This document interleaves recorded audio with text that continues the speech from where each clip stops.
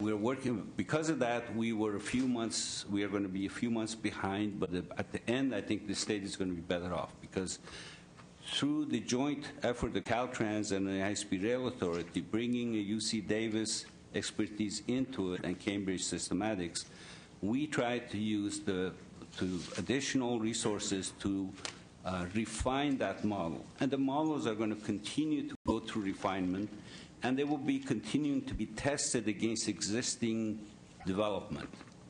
There's certain forecasting that was made for not only high-speed rail, but in the same model produces the ridership for BART and highways and others. So we can go back and test, see how accurate we were on those, and continue to calibrate those models where you could. That's the process. And it's going to be a process that the new model is going to take more than a year to develop. So we will not, at this business plan, we don't have any new model. We use the same old model to forecast the current numbers. It'd be another year or so before a new model is going to be used for the new forecasting, which will be more accurate than the current one. But will it be absolutely accurate? Probably not. It will go through additional refinement. At the end of the day, as the chairman pointed out, when the authority goes into a private investors and asks for a contract for the operation of the high-speed rail system, that contractor who's going to be entering into a contract with the state to provide service for a number of years and collect revenues, they're going to do their own investigation. They're going to create their own model and test ours and assess what they think the ridership is going to be before they bid on the project. So there will be number of private entities who will also be looking at this based on their own assessment. And then finally comes the reality when you start opening the system, you find out how close you are. Right.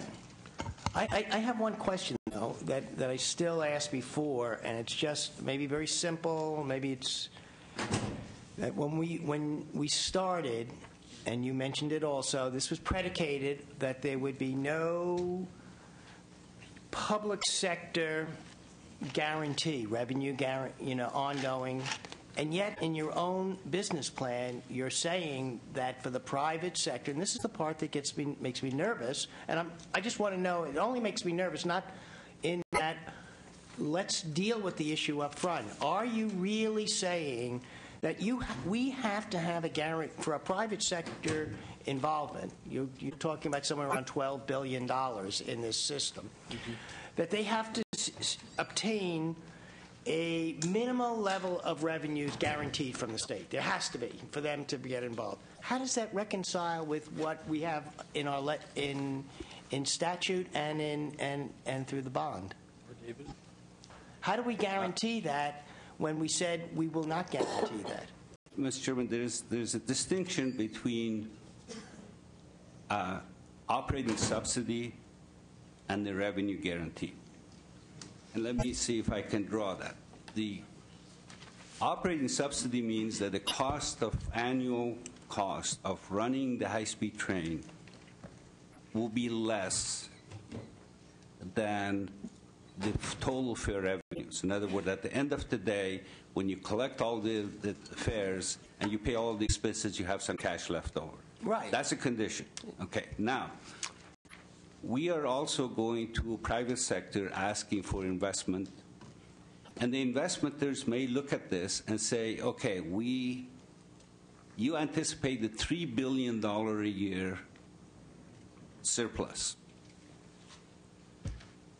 We are willing to take a risk of up to a $2 billion a year surplus. But for that additional $1 billion, we might want to have some kind of insurance, whether you call it revenue guarantee or whatever else it is. So our investors will be willing to spend the money based on the anticipation of the entire $3 billion. Not that you're going to have needing an operating subsidy, but the question is how much is going to be your operating surplus. What if there's not a surplus at all? That's a doomsday scenario. That's a doomsday scenario that one always have to consider. That's what's happening in Great Britain. That's what's happening in Korea. But at the same time, in this country today, a Acela train operated by Amtrak has an operating surplus today. I don't hope so. I'm just It does. and I understand that, and I'm I read just in the Wall Street saying. Journal, and that must be So what true. you're It's in the saying Wall is Street Journal. not to worry. There No. will never be any responsibility or risk on the part of the Senator, state. I'm not saying that. I'm saying that based on our best knowledge, Yeah, let me- that's I what's just going need to to be. understand, what are you really saying? Sure, well, but we're really saying is we have a plan with a proposal. We're seeking private participation. And when we do, before we take that next step in Right. terms of full operation, we will know what that is. And if they ask for a dedicated revenue stream that meets at least a minimal amount, and if we can't generate that through the operation, who will make that up? Will you say you will never come and ask Well, the we state? don't have, we have the ability to live within the law. We have the requirement to present this business plan.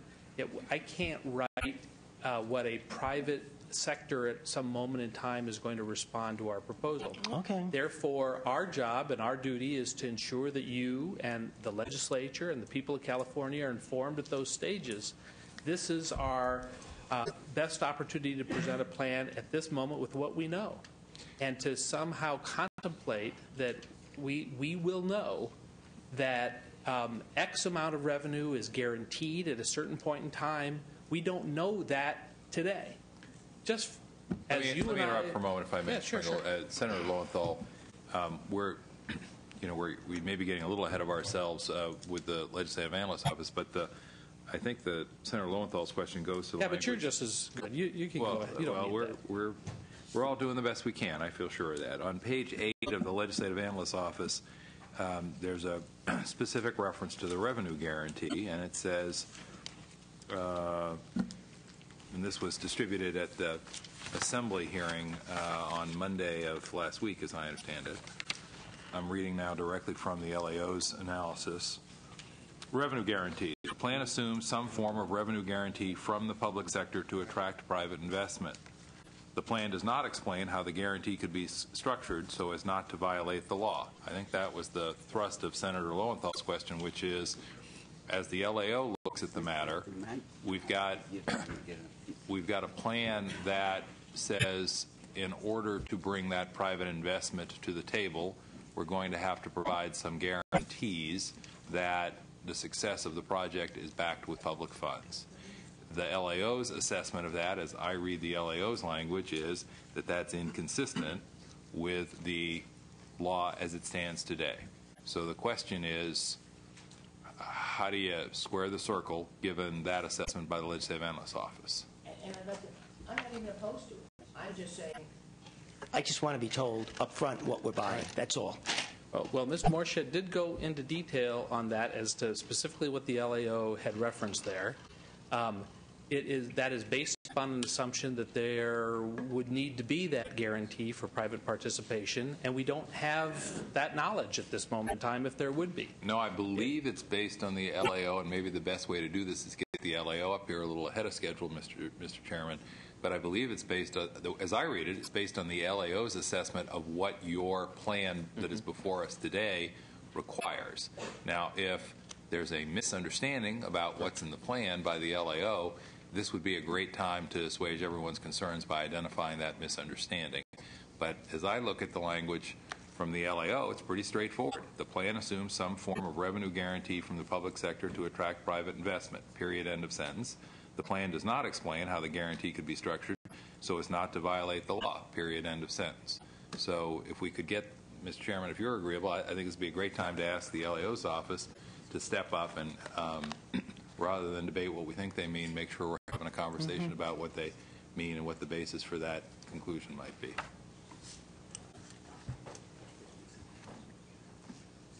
Thank you, Senator Simitian. Eric Thronson with the LAO. We're referring to page 103 of the business plan when we're in this section. If you want to turn to it, I believe it's page 103. Well, it says it more than once in the business plan. So on page 103, it says, and I can read it, that implicit in these assumptions is some form of a revenue guarantee that would guarantee to private sector participants that a minimum level of revenues would be received. To us, that means that there would be a revenue guarantee requirement for private money to be brought in. And that's the language on page 103? 103, at the bottom of 103, the very last part of it. Got it.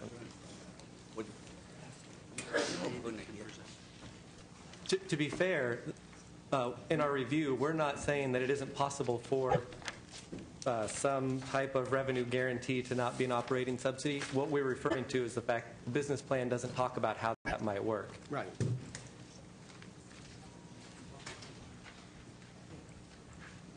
And I think the question, though, that remains is if, in fact, there is a need for a revenue guarantee, is there a revenue guarantee that is allowed, that could be crafted, that is within state law and the present prescriptive nature of the restrictions we have on operating revenue? Right. And that's your question. That's the We question. believe there is, and therefore we owe you then further information on how that can be accomplished. That's all we're asking. All right? And we will endeavor to provide that to you. And Mr. Pringle, as I'm sure you know, we're going to have another opportunity to have this conversation on Thursday of this week in Palo Alto, where we have a joint informational hearing again. I think you can expect that this question will be raised again at that time. If it weren't raised by the committee members, I think it's a pretty good guess it'll be raised by some of the local residents who are participating. And I think it would be useful. I'm not suggesting that you're going to have, 245 pages worth of guarantee language with an appendices, but I'm saying that I think it would be useful and appropriate at that time to have an answer that's a little bit more fully fleshed out than the one we're getting Okay. today. We'll be glad to work on that, and I'll do my very best to have prepared the individual who will be there on our behalf to be able to present that. And let me just restate it, and Senator Lowenthal, if you can, I know we're both fighting off colds here, so if you can just nod if I'm in the ballpark. I think what I heard the LAO say just now is when you read the language, it's pretty clear that a guarantee is anticipated. Now, maybe there's somebody who's going to guarantee this other than the public, but if so, who that might be is not at all clear. So I think we're left with the necessary conclusion that the guarantee is the public, contrary to existing law. If you got Plan B, it would be helpful to share Plan B with us, because right now the LAO is telling us that he thinks we've got a problem. Very Fair good. enough. And we will work to. I didn't hear him say there's a problem. I didn't hear him say there was a problem, though. No, I'm sorry, but I heard him say, and I read the language. That. Hang on a second, Mr. Yes. I heard him say, and I read the language not once but twice, that says there's no indication how this can be done without violating the law. If he didn't call that a problem, I will. Very good. Okay, that's a problem. Therefore, there's no indication how that can be done. Therefore, our job is to provide you ways in which that can be done and present that. And that's what I heard from the LAO. And let me just take advantage of this opportunity. I was the frustration that occasionally creeps into my voice is I really do want you to be successful. And my experience, and I know I'm talking to someone with no small level of experience himself, my experience is that you're not successful if you try and shortcut the public process, that sometimes you have to go slow before you can go fast, and that if we don't answer these hard questions sooner rather than later, that impedes the ability of the project to go forward successfully and is not to your advantage. So I'm going to keep pushing on these with every wish for your success for a project that is done right and that serves 38 million Californians. Well, and that's very nice of you to say, because, in fact, that's the way we look at it, too. And many members of this legislature are former members of local government, you can contemplate an EIR process on a major public project, and particularly one where there's people that are being impacted. And to contemplate an EIR on a project that goes all the way across this state through the middle of people's communities, next to their houses, next to their businesses, affecting millions of people just because of the course of activity for what we believe is the state's overall benefit. How do you mitigate and address those? That's what the environmental process is about. That's why we're spending millions and millions of dollars to focus primarily on alternatives and impacts of those alternatives and figuring out how to deal with that. And I know there'll be a quick jump to say sometimes you deal with it by increasing the cost of the project. The answer is yes, that many alternatives become costly. And we are going to look to address those costs as well. And one of the elements within the business plan is it moved from $33 million last year to $42 billion this year, and the contemplation is that's a huge jump. It is. First, the largest and most significant was the fact that we moved from a 2008 basis year on the dollar to a year of expenditure dollars. So we captured the cost of living increases and the value of money through that period. That's how the federal government wishes us to report. Therefore, we want to be consistent in that and how our plan represents that. And it represents $2 billion in additional costs of construction. But I will tell you, we will learn in every community of this state when we're engaged, there's going to be more cost of construction than we anticipated because we are going to address issues of impact. And it's going to be difficult.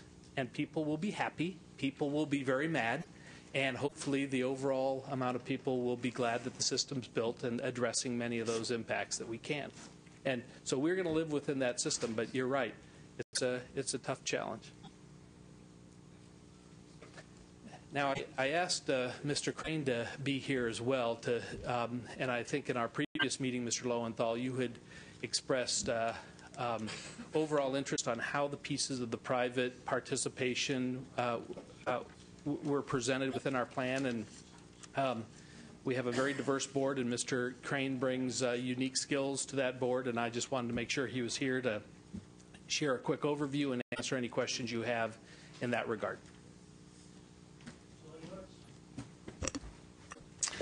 Well, I really have nothing to add to the way Kurt described it.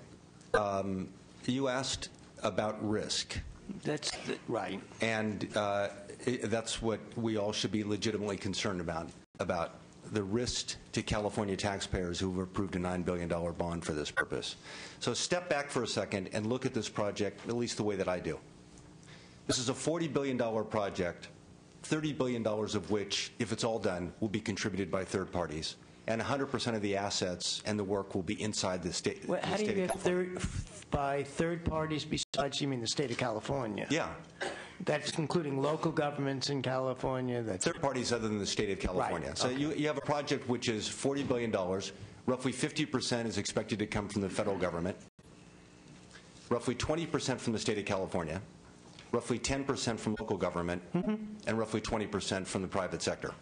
Now, if there was no California bond here, if there was no $9 billion from the state on this $40 billion project, people would be saying, there's no risk. We would love to see this thing built in California.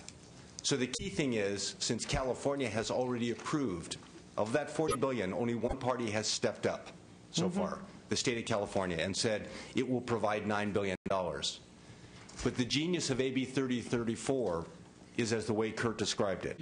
That $9 billion cannot be provided in a way that does not end up with value for money for California taxpayers. And at the end of the day, that's the most important thing to me. Because all of the assumptions that you have in front of you, the $19 billion from the federal government is an assumption. The $10 billion from the private sector is an assumption. And the $5 billion from the local government is an assumption. And you want to make sure that you get value for money that the state is investing in any and all events. So that's why 3034 was the key to everything. So that's why there's very little I can add to what Kurt said. The way he described the four segments, how they will have independent utility, the state is going to be matched by the federal government on those first four, or the state does not expend that money. And then when you want to build the entire system and bring it all together, you then start going to the private sector who can finance against the operating surplus from the assets.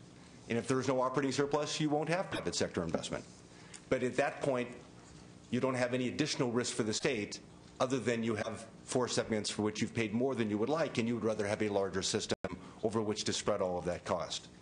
So there's no perfect world in which you can ensure that you end up with the lowest cost for the segments you end up with, but there is a world in which you ensure that the risk to California taxpayers is constrained to the greatest degree possible through the genius of AB 3034. I agree, and I think that's well. But I'm just saying that what I'd like to set in motion is that when there are reports coming back, that there are no hidden agendas. This is honestly what you think is going to happen. Because I'm not saying there shouldn't be any risk.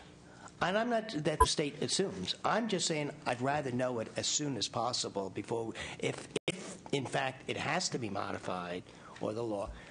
I think we're beholden to the public to tell them what the truth is and what is. And I'm just saying, by just saying there will never be any, I'm just nervous about that. That's all I'm saying. It's a completely fair point, and Kurt said he will have a response on the revenue guarantee issue by the time next time he sees you. I don't blame you in the least for wanting to make certain you know exactly. And that's all I'm saying. Anybody will be on the hook for it. And I'm not even saying I wouldn't even I necessarily won't support that something, but I certainly want to know, and the public wants to know, as much as we can up front, and not being all of a sudden the surprise comes later on. That's all. Through the chair, and first just to acknowledge our colleagues, Senators Huff, DeSaulnier, and Pavley, who joined us.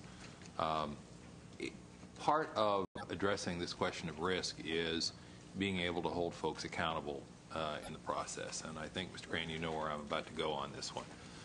One of the conversations that we've had, it's been a recurring conversation, I guess I should say, in both the Policy Committee and in the Budget Committee, has been with respect to accountability. Who can we hold accountable? The structure of a relatively small board with a relatively small staff, which Mr. Borched's done a very good job of explaining why you're trying to keep the organization from bureaucratizing itself and why you're trying to use outside consultants who bring expertise and give you flexibility. I think I've heard all that and understood it. But it does raise the question then, which is, who can we hold accountable, and how do we hold them accountable? At one point, there was legislative language that said that virtually every aspect of the project, including the operation, might be contracted out. And so I'm looking at the language, the exchange, Mr. Crane, that's in our packet today from, I believe, one of your previous high-speed rail authority meetings, and you're having an exchange with a consultant. Your quote is saying, now, if the tracks don't line up and the costs are twice what we predicted, are you the guy we hold accountable? And the consultant responds, like I said before, yeah, I think we are one of the people, we're already hedging, one of the people you hold accountable for that. And then you respond, I'm looking for one. As I mentioned at the last meeting, this to me is as fundamental an issue as anything else. We have a project here which is massive. It's the largest in the United States, and there's no one person accountable. And there's a large board, and there are a lot of consultants, but there's no one person accountable. And all these things have to fit together, and they also have to do so at the right price and the right cost at the right time. So I'm looking for someone we can hold accountable for that. And I think that's a direct quote, and I hope it's a correct one since it's in our... Sounds right. And first, let me say, good for you. And then let me say, so have we found anybody we can hold accountable at this point? No one's willing to take the job of being 100% responsible for everything that happens in the next 25 years, but we're looking. And if you could tease that out to be a little bit more reassuring, that would be helpful, Mr. Pringle. So truly, I mean, we have an, you know, look, I'm going to,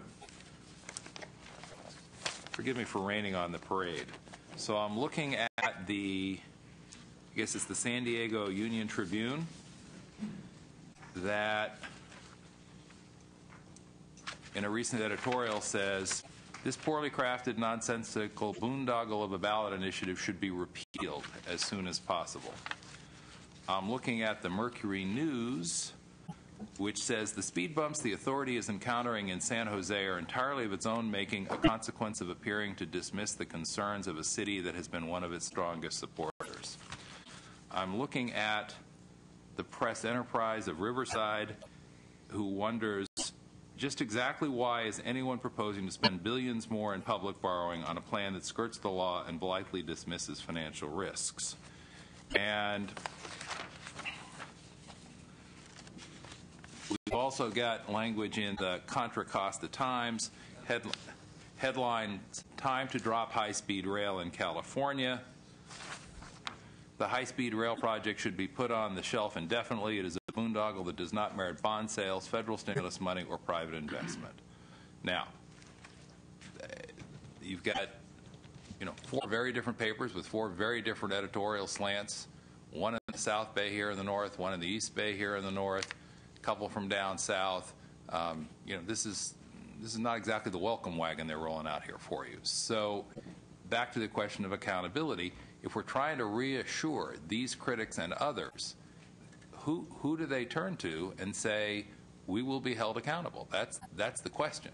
Because if it all goes sour, which is the issue that Mr. Crane raised, and again, good for you for raising it, people would like to know that someone's got some skin in the game in terms of making sure that they're going to get it done right because they're going to be held accountable. And right now, I think people are struggling to figure out who that is. Well, and I appreciate that. I believe the board is accountable. I believe that your challenges you face, we're accountable for hiring a CEO, an executive director. We are accountable for overseeing and approving contracts for providers. And with the tools that have been provided us by the legislature, by others under the law, we are going to use those tools to the very best degree possible. It's interesting to look at critical editorials, and I appreciate those. I have those. I'll share with you another dozen or so, because there are going to be people that question the development of a project that is this forward-thinking, that is so challenging to build. If there's anyone in this legislature that supported high-speed rail because they thought it would be an easy implementation within the state of California or anywhere, they're wrong. They're just wrong. You're not going to be able to build the 400, 800-mile system going through communities of California without impacting people. Therefore, how do you do that? This is our structure. We have 8 subsections that are all being focused on for project-level environmental review. The board hired environmental teams, consultants in each of those. We have a project manager to oversee in a uniform set all of those projects simultaneously. We have what you're reading there when we hired T.Y. Lin, and we hired an oversight to the project manager to ensure that the project manager's billing and processings were proper. And then we have a authority staff, which I believe at this moment in time is made up of 9 people, 10 people. We have the authority to hire 11.5 people to oversee all of this. And then we have a part-time board of 9 of us. So if the focus is which one of those consultants will take over all of that liability, our job is to put in structure that there is accountability all the way up through that process. But, yes, sir. I think that the existing structure is one that allows you to be successful. You've referenced this 9-member board. You've referenced this 11.5. Is that going to allow you to be successful? And if not, what will allow you to be successful? Yeah, no, I do not believe we can be successful under the current organizational structure and the current level of employment of the authority. And therefore, there has been requests to bring on more people within this fiscal year and next to ensure that we have the proper engineering oversight for all of this environmental review process, and the ability for someone who is a state employee who works for the authority, who is responsible to the CEO, to be able to review and clear those decisions of each of those project managers along the way. And that's one of the 27 people who's in the budget year proposal that we have from the governor, yes? Yes. Additionally, we hired KPMG to look at the structure of our organization to say, how does an organization like this operate? What types of functions, what organizational structure should be available to ensure that we can deliver this project? And they presented that to us, and that is a part of the business plan of which the board adopted in December. And therefore, we will put people responsible in each of those areas overseeing engineering, construction, land acquisition, and so forth. those are huge elements. But at this moment in time, I will share with you, Mr. Morshed, my time is up, I guess. Mr. Morshed, as... You wish. I look forward to that, certainly. Please continue. I'm sorry. No. Mr. Morshed has done a very good job with the 2 to 3 deputy directors that are managing the oversight on our consultants at this time. Let me just turn back to you, Mr. Chairman, with one brief observation, and that is I do think this issue of accountability is one we're going to wrestle with from start to finish, whenever and whatever that finish may be. It's an issue that's not going to go away given the unique nature of the project. My own view is that the informational hearings that you conducted as the chair of the policy committee are an important part of that accountability process. Without that oversight, I think we'd have reason to be even more concerned. The second observation is that while I know that some folks chafed under the restrictions of the budget language, which came out of our budget subcommittee last year, I think that's going to be appropriate going forward. I think Senator Ashburn did some good work by saying we're going to see a new business plan every couple of years. I think that statutory fix helps us make sure that as new information is available, it's incorporated. But I just want to be very clear. I don't think getting through a 2-year cycle and then breathing a sigh of relief that there won't be oversight for the next 2 years is an expectation anyone should have. I think that the oversight needs to be here both in the policy committee in terms of the informational hearings, but also through the budget process with strings attached if necessary to ensure accountability. So just that may be something that you want to think about as well in anticipation of the hearing in a couple of days. Thank you, Mr. Chairman. And I don't want to, maybe I do, but I don't think I want to pile on in any way. But I thought I heard you say that really in the accountability, the buck stops really with the board in many ways. You really are the policy board. No, that's exactly what I said. Did the board hold a public hearing on this business plan, and was there a vote of the board? No, there wasn't. Thank you. So we're not really talking about the board, and no one's accountable for this business plan. Prior to the business plan's development, there was a workshop developed within our authority on every area of our work. A 4-hour overview of operations, an overview of finance, and an overview of the structure. In each of those workshops that were after our board meeting, where all board members were asked to participate, and a majority did. In fact, that was where we worked to develop responses and hear issues that were presented to us that are elements of the framework of the business plan. Well, I would like to see at least some kind of public process at the board level. This is not a private board. This is the High-Speed Rail Authority, and that when you're submitting a business plan and saying it's really from the board, that it be from the board. That's all. And I think I can ensure that that occurs. Other members? You're doing fine. Now, let's go on and listen to the ledge analyst. Thank you. And I'm sure there'll be some questions that come up during the ledge analyst's report.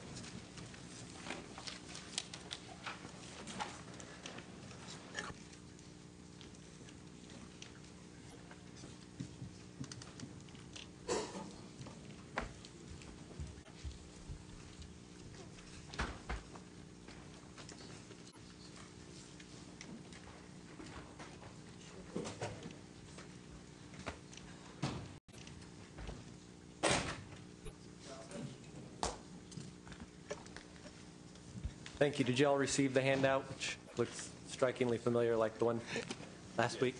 All right.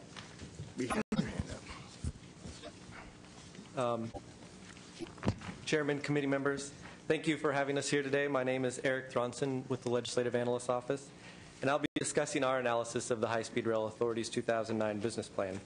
We've provided the handout with a short summary of our findings so you can follow along. I'll begin with a review of the previous plan, then discuss the budget bill requirements for the revised plan, and then finally describe some of our findings. Feel free to ask questions at any point. The enabling legislation for the high-speed rail bond proposition, Prop 1A of 2008, required the authority to produce a plan that made the business case for investing in the project.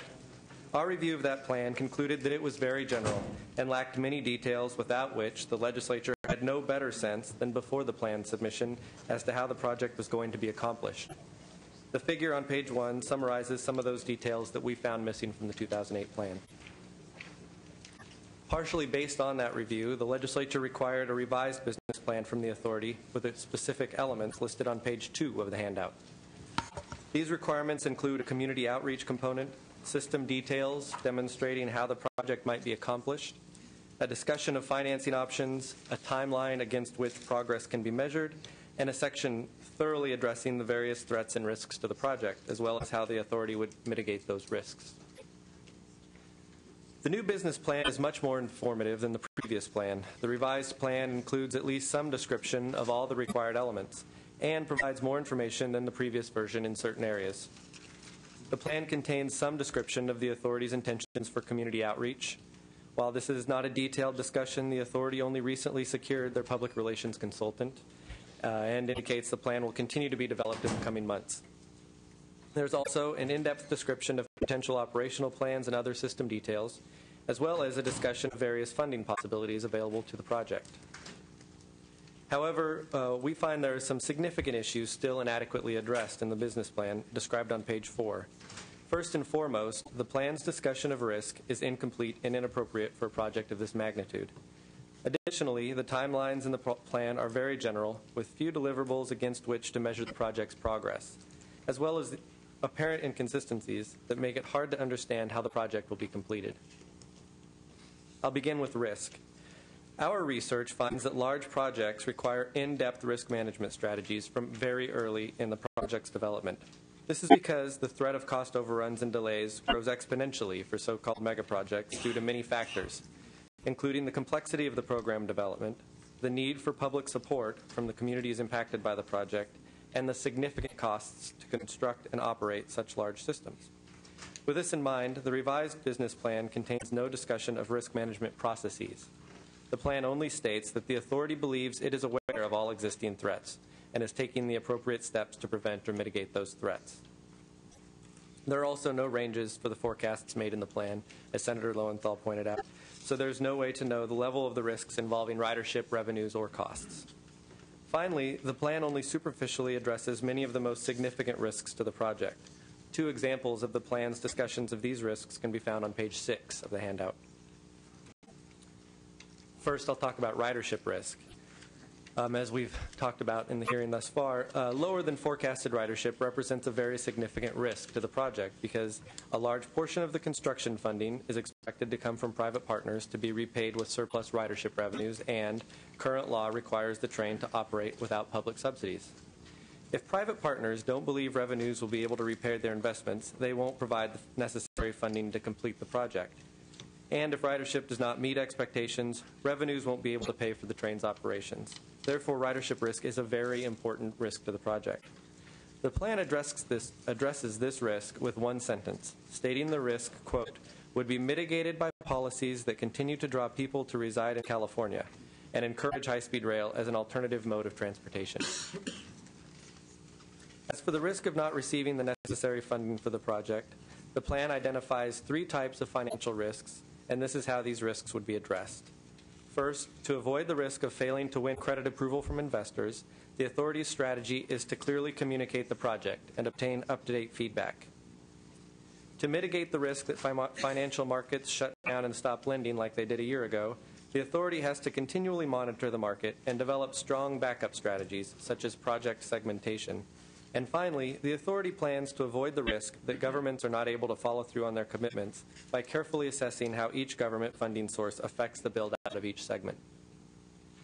These are wholly inadequate mitigation strategies and discussions of significant risks, leaving us with no real understanding of how the authority is considering the threats to the project.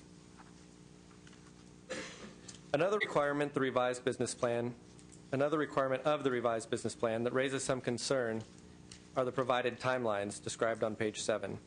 While we understand the project is still in the preliminary stages, having the authority's best guesses for expected milestones based on the most current information available would allow the legislature to apply some level of accountability to the project and potentially match expenditures with outcomes.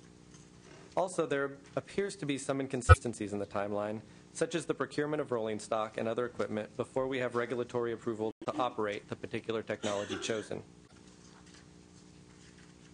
Finally, we have some initial concerns with funding assumptions contained in the plan. To begin with, the plan assumes some form of revenue guarantee from the public sector to attract private investment. However, it does not explain how the guarantee could be structured so as to not violate the law, as you've very fully covered.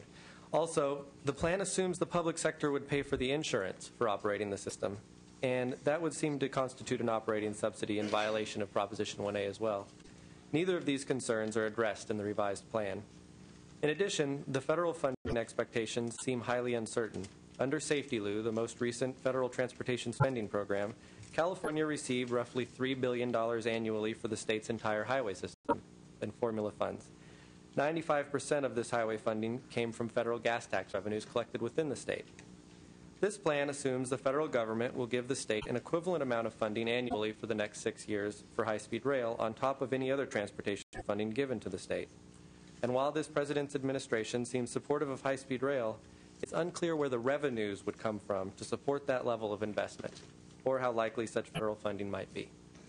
That is the end of my presentation, and I'm happy to take any other questions you might have.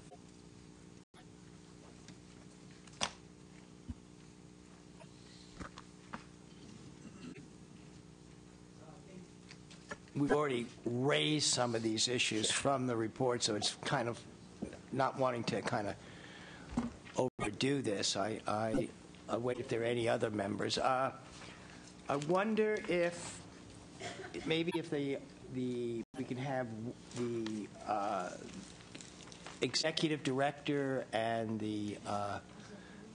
is the chairman of the, oh, there you are. If you could kind of come up also. And are there any things you'd like to respond to anything that has been said? You know, just for our own edification. I don't want to get in a tit for tat, but we're just trying to understand. You've made a report, which we've read the business report. There are some concerns that have been raised about maybe an overly optimistic federal involvement, possibly. I don't know. You want to respond to that, or some of the other issues that I think we've already talked about some of the risk issues. I'm not asking you to go through that. And again, these are if we didn't raise these issues, we would be derelict. We're trying to deal with a budget shortfall now of $20 billion. I do not want to sit here, or my predecessors sit here and say, oh my gosh, now we're going to come up with this extra money that we know. And I'm not saying we will. I'm just saying these are better to ask these questions now than later on. And Mr. Chairman, make sure you understand why we are here. Not only, of course, we need you, but this is not an adversarial discussion on our part. No, it's not. I mean, if you were here, you'd ask the same question. And if the legislature wants us to put forward a business plan like this every year and to update it and upgrade it, I have no issues with that. So there's no reason why you shouldn't have accountability and oversight. I guess my single point is you expect us to know everything that will happen in the next 25 years. And all we're going to try to do is do our best to demonstrate to you that we have thought through many of these things. And what you haven't, we're going to ask you to do. But there is and let me correct the statement, Mr. Pringle. I don't expect you to know everything that's going to happen in the next 25 years, but I do expect you to know the things you should know before you spend $9 billion of bond money. And that's right. And I want to make sure we are demonstrating that to you. Therefore, when Eric, who's becoming my close personal friend, tells you that the purpose of this business plan is to create a business investment tool so people see why they should invest, that's not what this business plan is. This business plan is to create an overall presentation of how this system is going to move forward. There are elements within the private investment areas that are not fully fleshed out. We do not know those answers. We have solicited the private sector through a request for expressions of interest and will continue to do that. There are times in which there's value in getting input from the private sector, and at this point in time, we're not at that maximum value point. It's hard to see that level of private investment. We're going to work on that. Excuse me. through the chair, let me. I think you raise a very good point, one that I want to pursue, and I want to go back to the LAO on this as well as to the authority. And it goes to what is the purpose of a business plan? It's Mr. Thorson, yes? Thronson. One more time. Thronson. Exactly. Earlier, if I have the quote right, you said that there's much more information, that this plan has much more information than the previous plan. I think that is inherently a good thing. I think it's inherently a good thing for a host of reasons, not the least of which is that it's a public project being built for the public benefit, and so the public ought to have that information. That being said, you might have a business plan to present to the public. You might have a business plan to present to the private sector to secure private sector investment dollars. But even if there wasn't a penny of private sector money anticipated, even if every penny of the project was going to come from the state, you'd still want a business plan to chart out what it is you're going to do, how you're going to do it, and how it'll be successful. If I'm a small business person hoping to be more than a small business person one day, even if I'm not going to go pitch somebody for money, I'm still going to do a business plan because it's my money. It's my skin in the game. So I guess the question back to the LAO's office is, good that there's more information here, but one of our goals when we asked to have this as a precondition to release of funds was to make sure that we had, as I said earlier, a more rigorous business plan that could give us even greater confidence about the potential for success. So now, to put it on the LAO's office, I'm asking you, is there not only more information, but is it a more rigorous plan in terms of the quality of the analysis and the confidence we should have based on this plan? Senator, we believe that it doesn't mean there's not room for improvement. I'm just asking, are we making progress in terms of rigor and the legitimacy of having some confidence in what we're seeing? I would say, Senator Simitian, that there is certainly, and did I get your name right? Just want to make sure. You did. That there is certainly more information in this. By saying that it is more informative, I believe that there is more confidence to be found in this plan than in the last plan. There is a discussion of potential operational plans that make some sense, that could chart a path to make this a reality. There's a thorough discussion of financing options that I believe are much more profound than in the last plan, that make more sense than the last plan. There's always room for improvement, and I believe that our review is less a condemnation. I believe that, as Chairman Pringle would put it, Yeah, you don't have my name right, so that Chairman Pringle would say, we're having conversations all the time. I'm talking to the authority staff all the time about this. I don't think that they're surprised.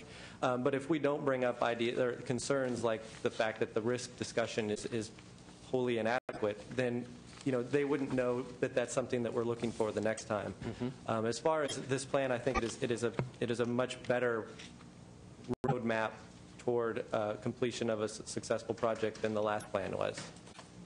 Does it fulfill the legislative obligation that was put before it? I think that's a question that only the Joint Legislative Budget Committee can ask and answer, since the judgment is theirs. Okay. I was asking him. I thought that it would be good to see where we may not have met that requirement based upon what he had asked, or what you had asked of us. So I guess that means you're not supposed to answer. No. The one thing we know about the Legislative Analyst's Office is if they've got an opinion, they share it. So we believe that does it meet all the requirements by the letter of the law? It does. Does the discussion on risk, in particular, leave us wanting more? It certainly does. We believe that that there is serious, significant risks to this project, and not just about the independent utility of the first sections. I mean, we will end up spending maybe hundreds of millions of dollars on engineering firms coming up with the EIR and EIS for a complete plan, that if we only end up building the segments that have the independent utility, then we're spending money that we may not have needed to do. So I think that there's a lot that needs to go into this.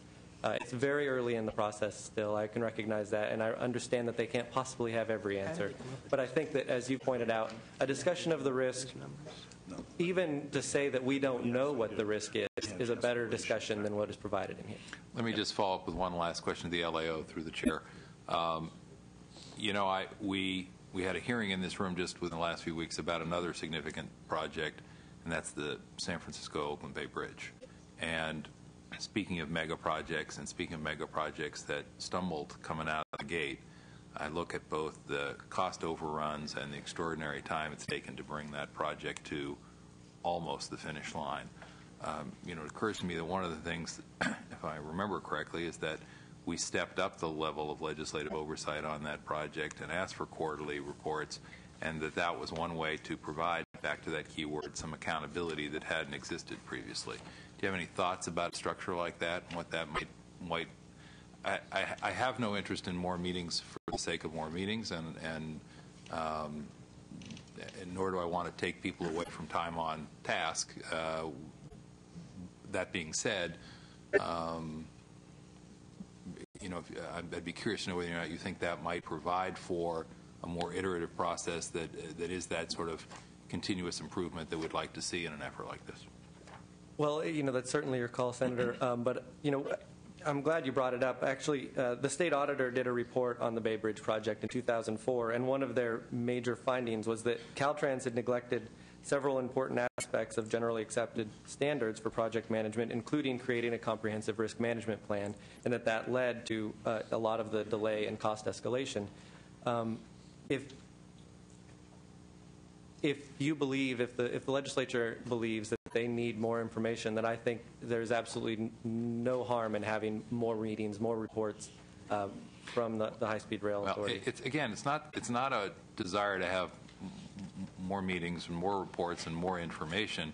It's a desire to have the kind of exchange that does lead to continuous improvement. And on this issue of risk management that you've identified, I take my gross oversimplification of both the business plan and your assessment of it is that inevitably things go wrong. And failure to plan for the fact that things go wrong, particularly when you don't know which ones will go wrong and when and where, failure to plan for that potential eventuality means that when that moment comes, you're going to be hurt a whole lot more than you would have been if only you thought about it before. Is that a fair summary of, okay. Then teasing those issues out through some kind of iterative process, I think has value, not for the sake of meetings, not for the sake of documents, not for the sake of information in and of itself as an end, but for helping to create a business plan which is refined over time and which, as it is refined, gives us greater assurance that when that inevitable misjudgment moment of failure comes, the consequences are far less severe than they otherwise might have been. Yes. Yes, Senator Dana Curry with the Analyst's Office. We absolutely would agree with you that close monitoring and oversight by the legislature of big projects like this one, so big, is essential. I mean, ultimately, the authority will be coming back to you to ask for hundreds of millions of bond money that the legislature will be responsible for appropriating. And the only way to have any confidence in appropriating this money is that you are overseeing this project closely. And so we would absolutely agree with what you just said. Thank you, Chairman Lowenthal. If I may, Mr. Chairman, on a couple of those points. First off, I want you all to know that there is not a challenge on the issue of developing and implementing a risk management plan and ensuring there's greater risk issues presented in future business plans, and to ensure that that is a very focused point. In fact, on page 17, you can see the newly adopted organizational chart for the High-Speed Rail Authority, and just below the Chief Executive Officer, reporting to him or her and the board, would be a position for a project control and risk manager. So not a part within the system, but a separate called-out position to be able to fully develop and oversee the risk through all of the development processes. That's something the board knew of. It was recommended by KPMG. We adopted it for that purpose. As this plan may not necessarily discuss the risks of funding and ridership many, many years out, we do believe that we need to be right on top of the focus of risk and those potential risks through the construction process and all through those phasing points. We don't have that as a part of our team at this moment in time, but it's not that's not something that's critical and important. Just bring it up, if I may. Just given your history, let me use a legislative analogy, if I may.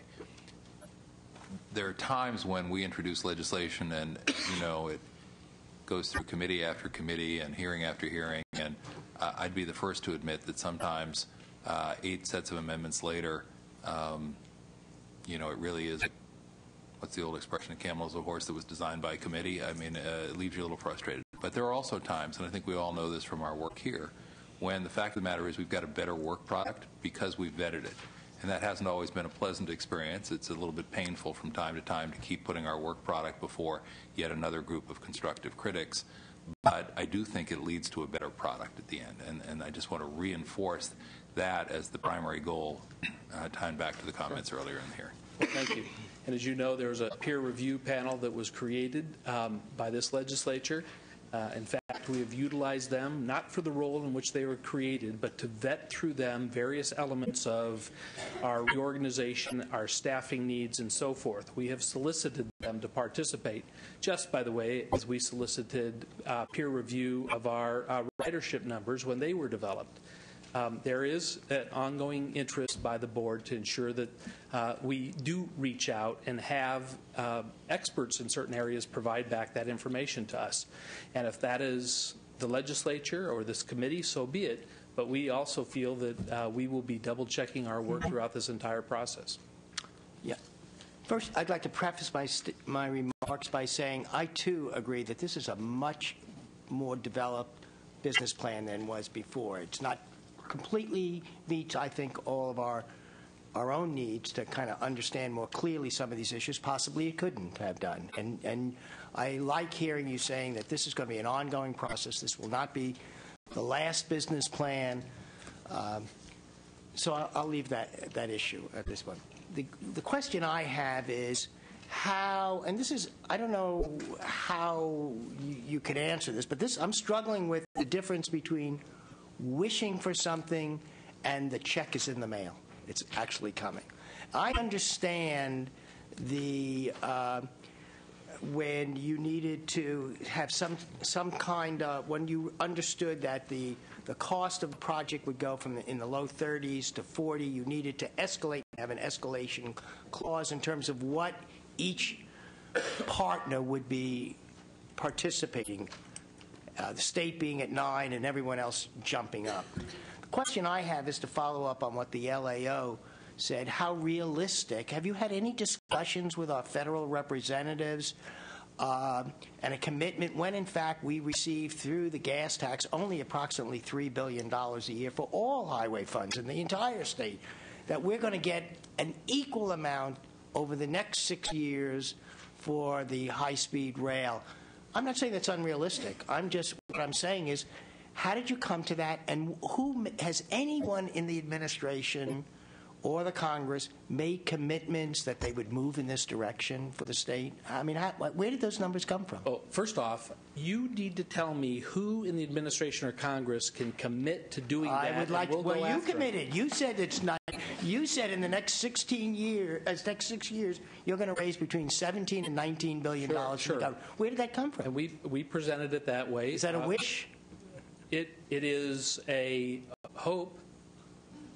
And it may not be right. That may be the best way we can go now. Well, and I'm not even saying that. I mean, I'm just saying, have you heard anything? Sure. We submitted $4.7 billion worth of requests. Right. For with already rail. Earmarked out of $8 billion in the ARA. That was already there. We're talking about once that's off the table, Where is the, who have you heard? But I want to put that into context. I want to put it in context in terms of an LAO's comment as to saying, why aren't you telling us a timeline when all of these things will be built? Oh, I'm not I concerned can't about do that because I don't know when I will get those chunks of money. And yes, we have a plan, and we will seek them and hope they fit that plan. I'm just wondering whether we've revise that had any plan. conversations. But in fact, we have had conversation with members throughout the Department of Transportation, FRA, and certainly the Speaker of the House of Representatives, our two senators, and the Yes. majority of the membership of our congressional delegation about our ERA application. That's the ERA application. Do ERA we know another application- 17 to 19 billion is going to be needed? In fact, Chairman Oberstar, who I have personally met with twice in the last 12 months, and I know representative from the high-speed rail as well as the state of California have met with him multiple times. He is moving forward with his transportation bill with $50 billion set aside for high-speed rail. That is what he is seeking within that bill. Will that be realized? Will there be other stimulus money or one-time money or other programmatic money or other focused money on high-speed rail And will development? California get almost half of that?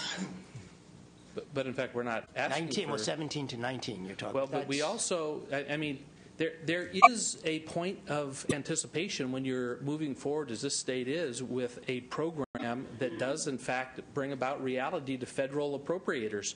When they see, in fact, that this state has made commitments, invested in its system, has $9 billion to match to the 4.7 to match to the ERA funding, would receive 4.7 as well. No other state in the nation has done that. Therefore, there is a much greater opportunity for this state when we have environmentally cleared project. I sure hope you're right. Well, but what if I'm wrong? What if I'm wrong that every project we build with this federal money over the next cycle is built with independent utility? Right. I hope I'm right, but if I'm wrong, we will benefit the existing systems in the Bay Area. We'll benefit the existing systems between Orange and LA County. We'll benefit service within the Central Valley. And if the federal government says we're never giving you another dollar, every one of those areas have been benefited through high-speed rail match as well as federal dollars. I don't know where that risk is, but we will continue to environmentally clear the entire project so we are prepared and ready. And that's what we have to demonstrate. So to circle back, through the chair, the plan to initially construct projects with independent utility is a critical element or component of your risk management plan for the possibility that federal funds will not be forthcoming in the amounts you hope or expect. That certainly has been demonstrated in the first level of projects we are moving forward with. Yes, And sir. to go back to Mr. Crane's earlier comment, the downside of that is that the costs of those earlier projects may not be shared by a larger segment, which would kick up the costs to some extent. But you would at least have spent the money you have for improvements in projects that are worthy on a standalone basis, yes? Yes. Thank you.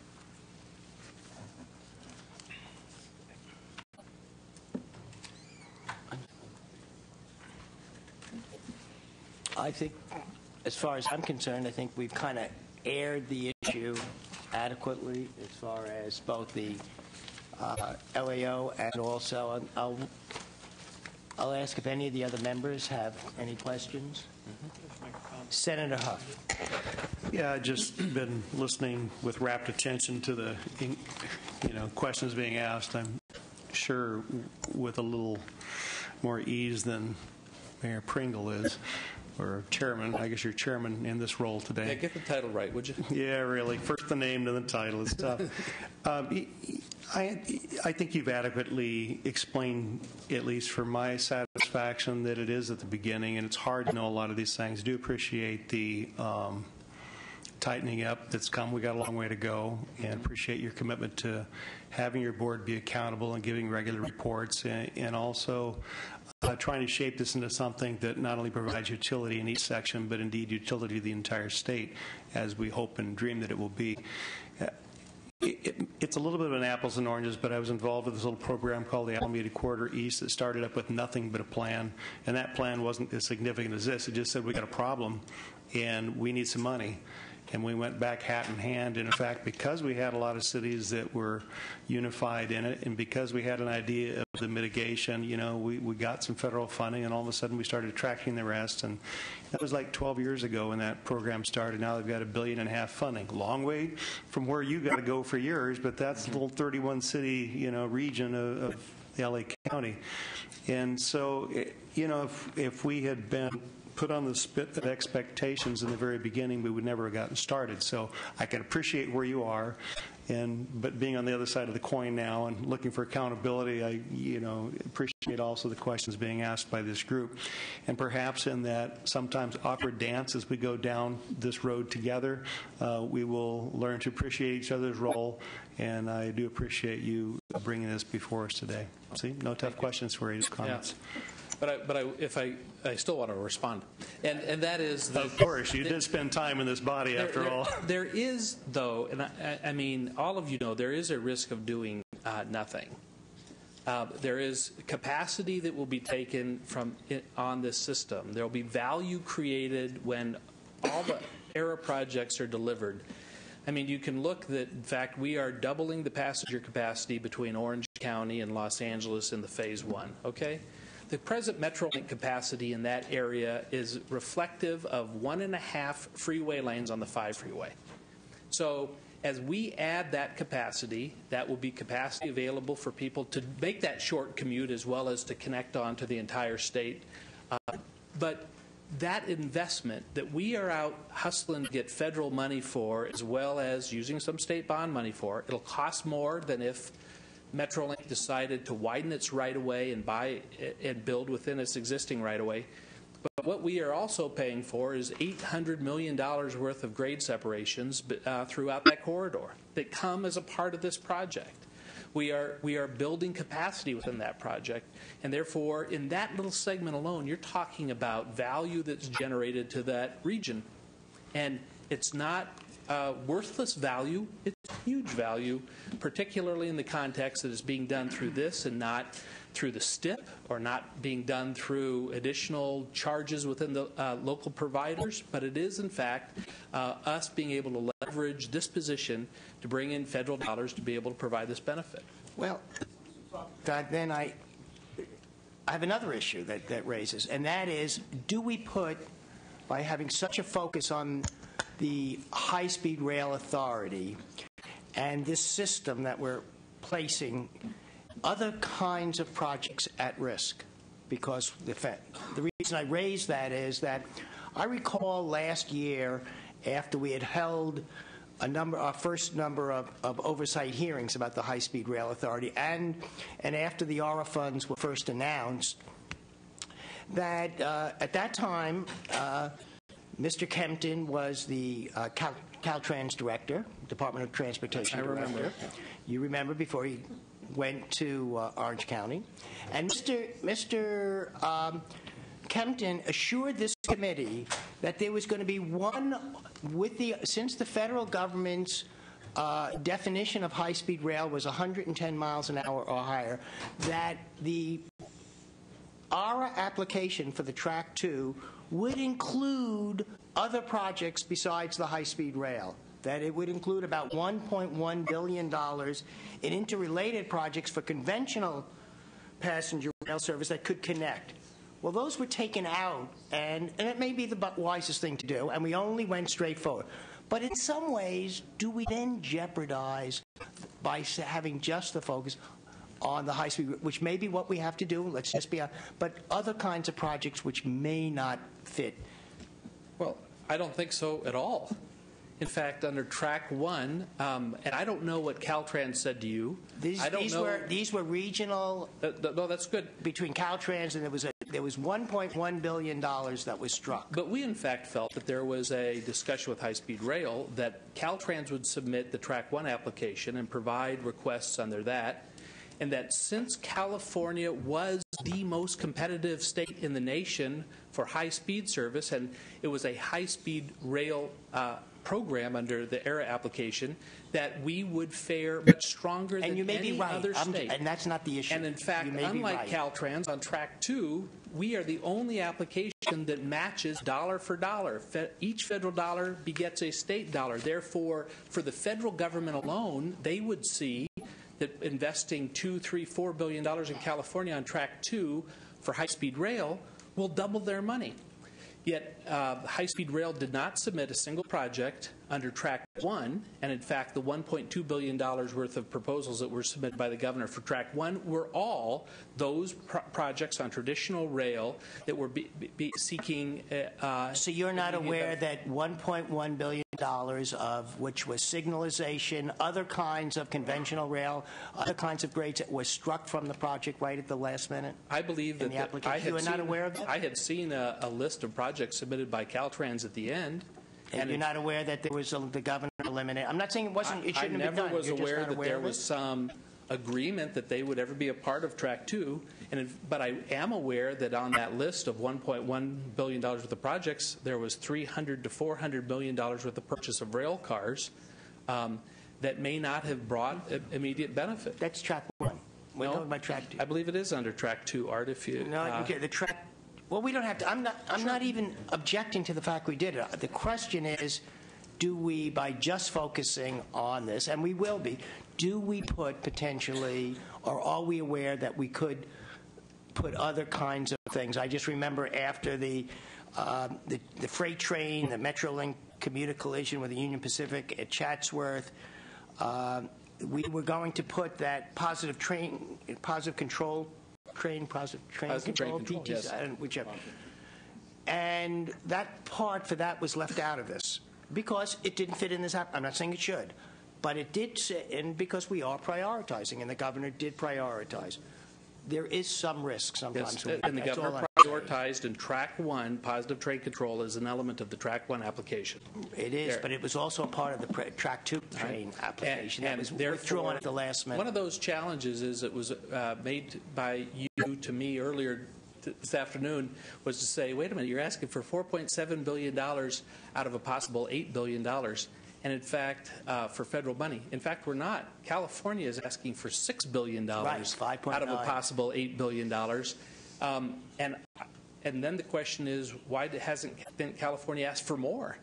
I believe, from the high-speed rail perspective, particularly since we are the furthest along in environmental review, can meet the requirements of the federal government on those timelines, have projects ready to move forward, and are willing to match dollar for dollar federal investment here, we have a very strong application, and we didn't need to compete against ourselves.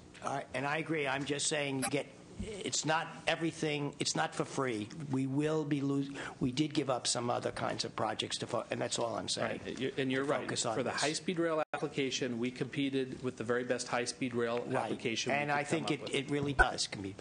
But it also, that definition did allow us, if we wanted to, in Track 2, to submit other kinds of projects which met the federal definition, did not meet our definition of high-speed rail in California. We decided to eliminate those. That may have been the wisest decision in the world, but I do say there are implications for doing something like that. That's all. Thank you very much.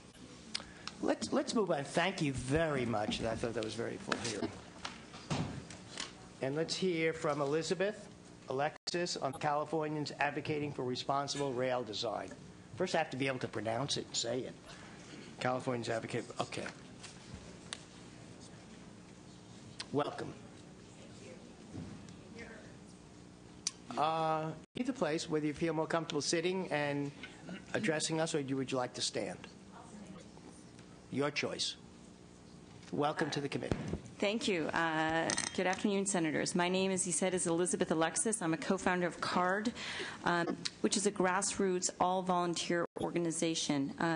I personally trained as an economist at Yale and Stanford and have worked as a capital markets banker, risk manager, and investor. I came to California for many of the opportunities that are available here. And those of us in our group, we give our time and our expertise freely because we're concerned about sort of leaving the place better than we found it.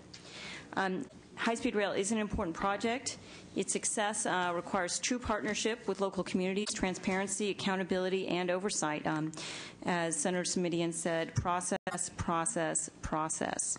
The process by which this project is proceeding is quite different than systems in other countries, where the project was generally run by an existing public rail company faced with the need to increase capacity or meet a competitive threat from the airplanes.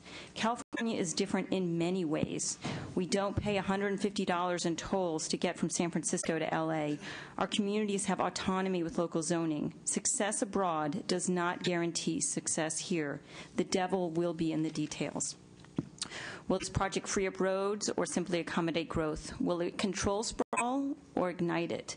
The stakes are high. High hopes are not going to be enough for this plan. And the standards for this plan should actually be very high. I think that's correct. Does this plan prove it is the best way to meet California's need? Is there a different way to proceed that offers a higher chance of success? To look at that, question, I've analyzed the plan in detail, both on a qualitative and quantitative level. I want to talk for a minute about the qualitative insights.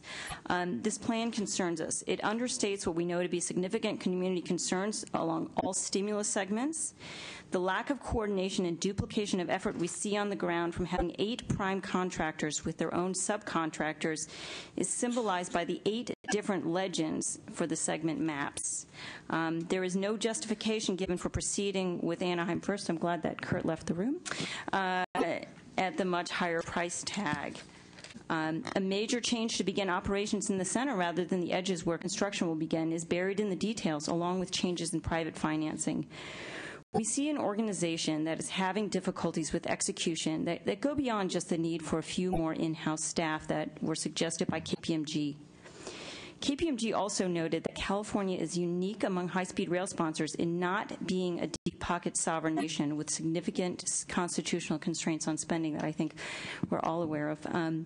This adds to the completion risk and the need to know if the project is off track as soon as possible. One red flag that we're looking at is the lack of concrete funding plans. AB 3034 tied operations, construction, and funding together in a way that means that looking at each of these areas separately, as the high-speed rail did, where they had a separate meeting on each, leaves you with the distinct risk that the 3 will not tie together. And in this case, we have concerns about that. There are timetables to the minute, construction to the month, but the funding plans are still plans to have plans. All construction is anticipated to begin within 3 years, and AB 3034 requirements are that the funding must be in place prior to this. So that means that all of this local funding that at this point is a plan to have a plan, all of the federal funding, which at this point sounds like it's hopes, and all of this private funding, which I think is in the very early stages, is supposed to be in place within 3 years if we want to do construction then. So something will have to give, right? If Goldman Sachs, working as part of the finance team, couldn't lay out a plan that meets the requirements, it's either going to be the construction schedule or it's going to be AB 3034. A couple notes on the private financing side. 2 things are different in this plan. I think this plan is both more detailed and it has some changes. One change is that there would be an equity investor. This is also known as an owner. This owner would want a public guarantee on any money that it borrowed. In exchange for its $3.5 billion investment, the private company would own the system for 50, 75, or even 99 years. This company would set pricing, at least according to Mehdi Morshed, the last board meeting, which we can assume would be closer to that 83% level. And would probably get to set operation schedules. In order to make money, it may not have as frequent a schedule as we see in the business plan, and it may not make all the stops at all of the stations that I think we're hoping to bring transportation to. Operating profits would go to this owner instead of funding expansion to Sacramento and San Diego. This is a significant change in both expectations and in the plan. Shortfalls then from these projections would be the taxpayer's responsibility. Not only, as the LAO pointed out, is this possibly illegal, but this is the reddest of all possible flags. Unsecured private funding is used to validate the assertions of a project. When the private funders tell you they want a guarantee, this is like saying a college kid that gets issued a credit card based on mom and dad as a cosigner is a great credit risk. Given the real risks of this project and a well-documented propensity of rail projects to understate costs and overstate revenue, this change should not be a surprise. Bankers are looking at forecasts with more riders to Merced than Boston Amtrak, twice as many boardings in Anaheim than New York Penn Station. These may not be the perfect, comparison points. Okay, more people in those areas, but it's not as nice a train. But this is what private investors are looking at, right? And so this is why it should not be a surprise that they're saying no at this point, no to unsecured investments. While they may end up being part of this project, they will not be funding construction in 2013. And I don't, within the plan, they're not meant, it's not discussed to be at 2013, but that is when you need their money if you want to be building. Finally, I just to sort of think about, like, why can I stand up here and say that the private sector will not give money? First of all, I am from the private sector, so I can tell you how the private sector would analyze it, right? It's not meeting the back of the envelope test, right? And we're all about verify, right? It's like the self-employed guy who walks into the bank and asks for a mortgage. They say, sure, we'll lend to you in 3 years when you come back with tax returns, but everybody else makes money doing this. Sure, come back in 3 years with tax returns. We'll be happy to. And this is how the private sector will approach this kind of project. I want to step back and talk about, just to sort of close here. I think one of the things the Rail Authority was discussing was that you don't really have, yes, there is risk in the second phase of this project, not even the second phase, really the non-stimulus segments, right? Maybe we don't have a plan together for this, but go ahead with the first section because we'll get all this independent utility. Now, as a risk manager, what I can tell you is your downside may not be all of the whole $9 billion that you lost, but that same utility could be achieved with, a fraction of that $9 billion. So while you're not facing total loss, you're facing enough loss that you need to be reasonably certain that there is a plan, there's a viable plan for the entire system before even moving forward with these sections. That's all I have in the business plan this morning. I do know a lot about the ridership model, as some of your staff knows. I'm happy to answer questions on the business plan or on the ridership model. Yeah, I would be interested in some of your thoughts about the ridership model. So I am trained as an economist, and within economics, my specialty was econometrics, which is exactly what was used to produce this forecast. And I would say two things. So there was, I think, there was a limited, while there was a budget for this forecast, there was a limited budget, and there was a specific purpose, which was for environmental review. It was not for private ridership numbers. There are significant statistical issues, which mean not only is it just there's some uncertainty about the numbers, is that the numbers themselves are not even useful. They basically, this is not an econometric seminar, but 96% of the commuters that they asked if they'd like to take a nice train were current train commuters. So this means when they went to, to validate the model, when you go with a scale at the farmer's market, if it's a quarter pound off, they move it a little bit. Well, in this case, it was the equivalent of the scale being 200 pounds off. And, at that point, you start asking questions about the scale. You don't just make an adjustment. And effectively, that was done. And I looked at that section. I know there was a reference to Caltrans and the University of Davis, and I believe that's Professor Mike McCoy.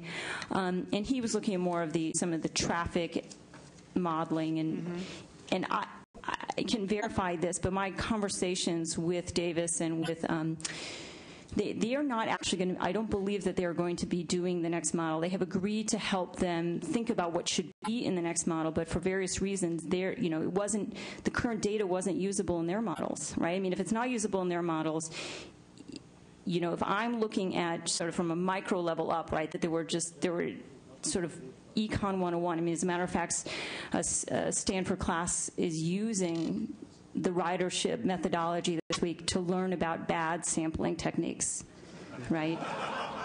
I mean, that's the level that we're at. And then you look on a high level that some of these numbers, like the Merced ridership numbers and the Anaheim numbers, they don't really make sense. They don't. That's the, I didn't want to race, but just reading it, it didn't. I live in the Los Angeles area. The fact that there were less interregional trips out of Los Angeles than almost anywhere else in the state. They had only 3. I was shocked. Where am I? If I want to go to San Francisco or to San Jose, I would go to Union Station or everybody from the West Side. Yeah. Why are there so few? I couldn't make any sense out of it. Right, you're not 3,000. Yet Palmdale will have much more. Merced will have more. Everybody will have more than Union Station. Yeah. I couldn't figure that out. I figured, well, No, you're not crazy. Thank you. Well, Ms. Senator Huff said, you don't have to go there. You can just say... Insufficient data here. Right. No, so I would say there's insufficient data. I would say the concerns we have are that planning is being done. Well, yes, you're not going to know everything in 2030. Mm-hmm. Forecasting is like horseshoes. Closer is better. And at this point, it was used to determine. We spent a lot of money this summer as California taxpayers paying for the development of operations plans and timetables that assume that these numbers are the gospel truth, right? And that's the question is, how do you move? Our suggestion is that the state itself needs to have an independent ridership. You're never going to get numbers that you trust, right, when the sponsor itself is sponsoring this, and the private sector is never going to trust those numbers either, quite frankly, right? They're going to take whatever the numbers are and 50%. Oh. I mean, that's how it goes. Thank you. Are there members of the public that wish? Oh, my goodness, there's a few of you.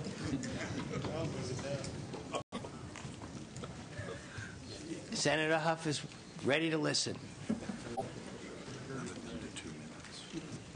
You're limited to 2 minutes per person. 2 minutes. We're not here until tomorrow. Well, if you can get somebody else to give up there, too. Senator Lowenthal, I always find at this point that it's helpful if we all recall the topic sentence concept, which our high school English teacher shared with us, which is if you lead with your topic sentence, then you will be sure to have made the impression that you want to make and will have that takeaway. So in all seriousness, if you lead with that topic sentence, what is the one thing that you want to make sure that members of the committee take away from your testimony? That will help make sure that your 2 minutes is well used, I think. Thank you. Thank you. Thank you. Rich Tomac, President, California Rail Foundation. I guess my topic is wish to believe but cannot believe. The California Rail Foundation was founded in 1987 in order to promote high-speed rail. We would love nothing more than to have a successful project. Our frustration is that we cannot believe any of the numbers presented in the business plan. And I think it's significant that the ledge analyst said they completed every question, but the issue is that the numbers that they provided don't have credibility. And we all know we need a better model. You look at the results just on a size of dot basis. This is per capita, the results. And you see very directly that this thing has been gamed. Specifically, it happens to be in 2 places, Gilroy and Merced, where there's gaming going on of the land values. And I would say that it doesn't help the credibility that Anaheim has the chair of the the mayor is the chair of this authority. The current results are worthy of ridicule. Basically, business grade really means to me that you would use Charles River Associates or some other firm used by airlines, not firms that produce predictions for transit systems or other public agencies. And when you say that Caltrans and the creator of the existing model and a professor from UC Davis are going to work with the existing data and tweak it, the mouse ears are back on. If you believe Amtrak accounting about trains, certain Amtrak trains that sell are making money, as Mr. Morshad apparently does, you're really deeply in trouble, because in the transportation business, I've been in the rail business 35 years, railroad accounting is always used for an end, and one of the ends was to spread all the costs of the Northeast Corridor nationwide. So you cannot trust Amtrak when they say sell makes money. Try to summarize. Okay. Finally, the issue is, if you're going to get true private participation, the only way you can do it is by depoliticizing the route choice and asking for competitive proposals for design, build, and operate. The public sector does not design competently on high-speed rail. Thank you. Thank you. My topic, authority history, a little bit of, in a second. Need a name. Okay, Morris Brown from Menlo Park. Okay, and my center topic will be on two subjects: authority's history and meeting the legalities of AB 3034. 18 months ago, I came to the committee and gave some input regarding AB 3034. At that meeting, I was the only person from the public that opposed AB 3034. I pointed out we needed to make sure there would be a business plan presented to the voters before Prop 1A would come before the voters. Well, that was promised by the authority, but it was not delivered. The voters never got a chance to see a business plan before the election in 2008. I recall distinctly Senator Ashburn echoing my comments. Magically, a few days after the election, a business plan appeared. It was an inadequate business plan for sure, and that's just the kind of thing that's been going on with the actions of the authority. AB 3034 demands the project terminate at the Transbay Terminal. Now they're trying to change the termination. I like the comment that Director Crane made about the genius of AB 3034. Yet there seems to be an approach to slice off part of this genius. The resources the stimulus applications that were submitted to the federal government are written as such that none of the projects that are submitted to the government will result in usable high-speed rail segments. None of those projects will result in usable high-speed rail projects. AB 3034 clearly states that any project must result in a complete usable segment for the high-speed rail project, and that full funding for that project must be in place before starting, or Prop 1A money cannot be used to match any other funds. It is not that these projects have to have utility. They have to meet the project of being complete segments for high-speed rail. That's in the law. The FRA has been promised under the governor's signature and under the authority's signature that they will use Prop 1A funds to match any stimulus funds received for construction. Yet clearly, any stimulus funds cannot be matched by Prop 1A funds, since none of these applications result in complete usable segments for high-speed rail. Governor signed a cover letter to the FRA promising matching funds. The authority submitted the applications. I have a handout I'll give you on this point, but I think that there's a serious problem with how these applications were proposed. And I wrote the authority before they submitted the applications and raised this point. They ignored me. They ignored me at the December meeting as well. Thank you very much. Thank you.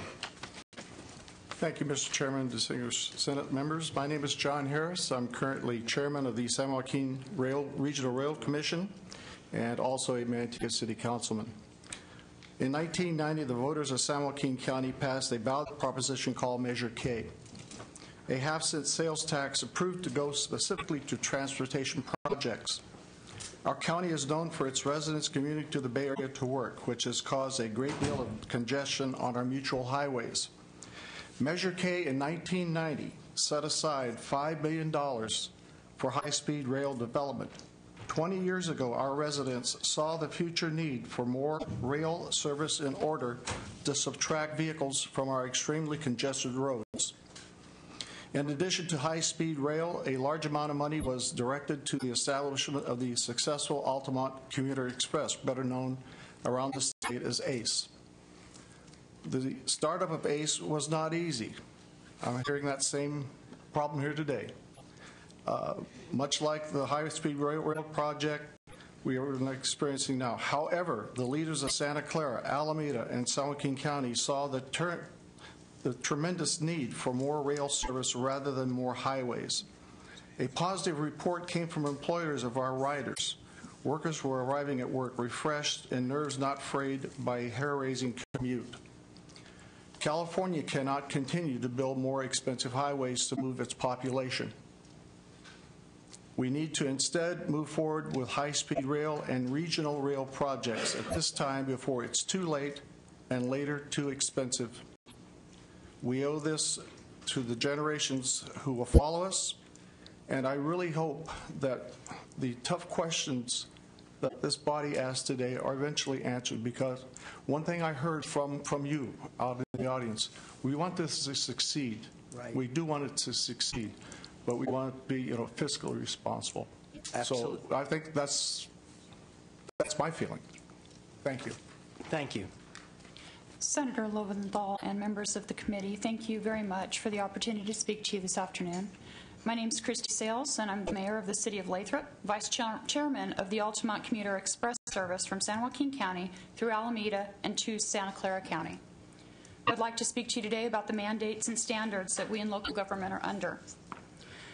Locals are bound to the mandates, both in Assembly Bill 32 as well as Senate Bill 375, the recent clean air and greenhouse gas legislation that mandates reductions in automobile emissions.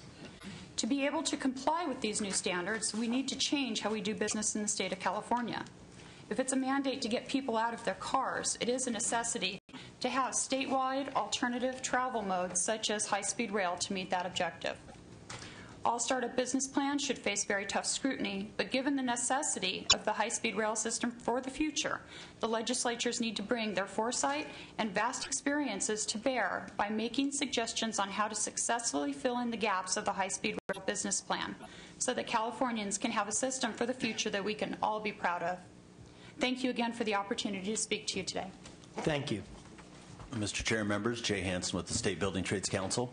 As my opening point will be accountability and responsibility. I know you've talked a lot about that today, and that rests with the legislature and the governor. They're the appointing authority of the high-speed rail authority. They're the ones who are directing, how these folks make their decisions. So really the responsibility and the accountability is with you and with the governor. That's why we've had almost 5 hearings now. Absolutely. I think it's very appropriate. So I just think that there should be, everyone's going to blame you for, for failures, not give you enough credit for success. But so I think that the work that you're doing here really is important. That being said, we certainly want to see a jump start to the construction. There's an ability to start some jobs in 2010. I was glad to see David Crane here. The governor's office is going to be critical to this. Next month, they're going to sell bonds. The treasurer's office is committed to selling several $1 billion worth of bonds. There needs to be money set aside to do a federal match of at least some of the money that's going to be coming in from the federal government. Additionally, the governor needs to exempt the high-speed rail staff from furloughs. It's crazy that folks are having to take furloughs over there on funding for their jobs when it's coming out of the bond money. There's zero savings to the general fund. Likewise, the legislature needs to make sure that they increase the staff at the high-speed rail authority. Their budget, they just put out a $199 million contract. They've got 600 people that are under contract, and you've got a staff of 10 people overseeing them. It's obviously unworkable. And the accountability and responsibility comes back with the legislature. And so I know that you want to increase the folks that are there.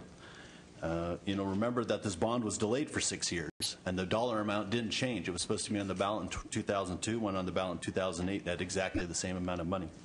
I met with one of the architects of the interstate freeway system back in Washington, D.C. a couple months ago, and he talked about the exact same way that they created the interstate system, and it was the same way that we're going about putting the high-speed rail system. You have to do it as a patchwork. It has to build slowly. That's just the way it happens. And finally, I know there's a lot of naysayers to this project. They all seem to be the same part of the state. And I just hope that people won't feed into the anti-government idea that goes on here. The High-Speed Rail Authority is a government agency. You're part of the government. We should all be working together to make this as successful as possible and not talk about mistrust and that kind of stuff, and talk about how we can work together and continue on the track that you're doing, asking good questions, making sure they have a good business model. It's going to have to be updated every year. We all know that. It's a long process, but it's something that's critical to the state's future. I appreciate your time. Thank you very much.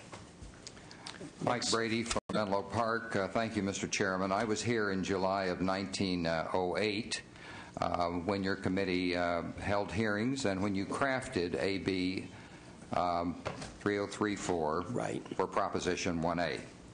Your paramount concern was that construction not start until financing and funding was in place. You were being very prudent and very careful.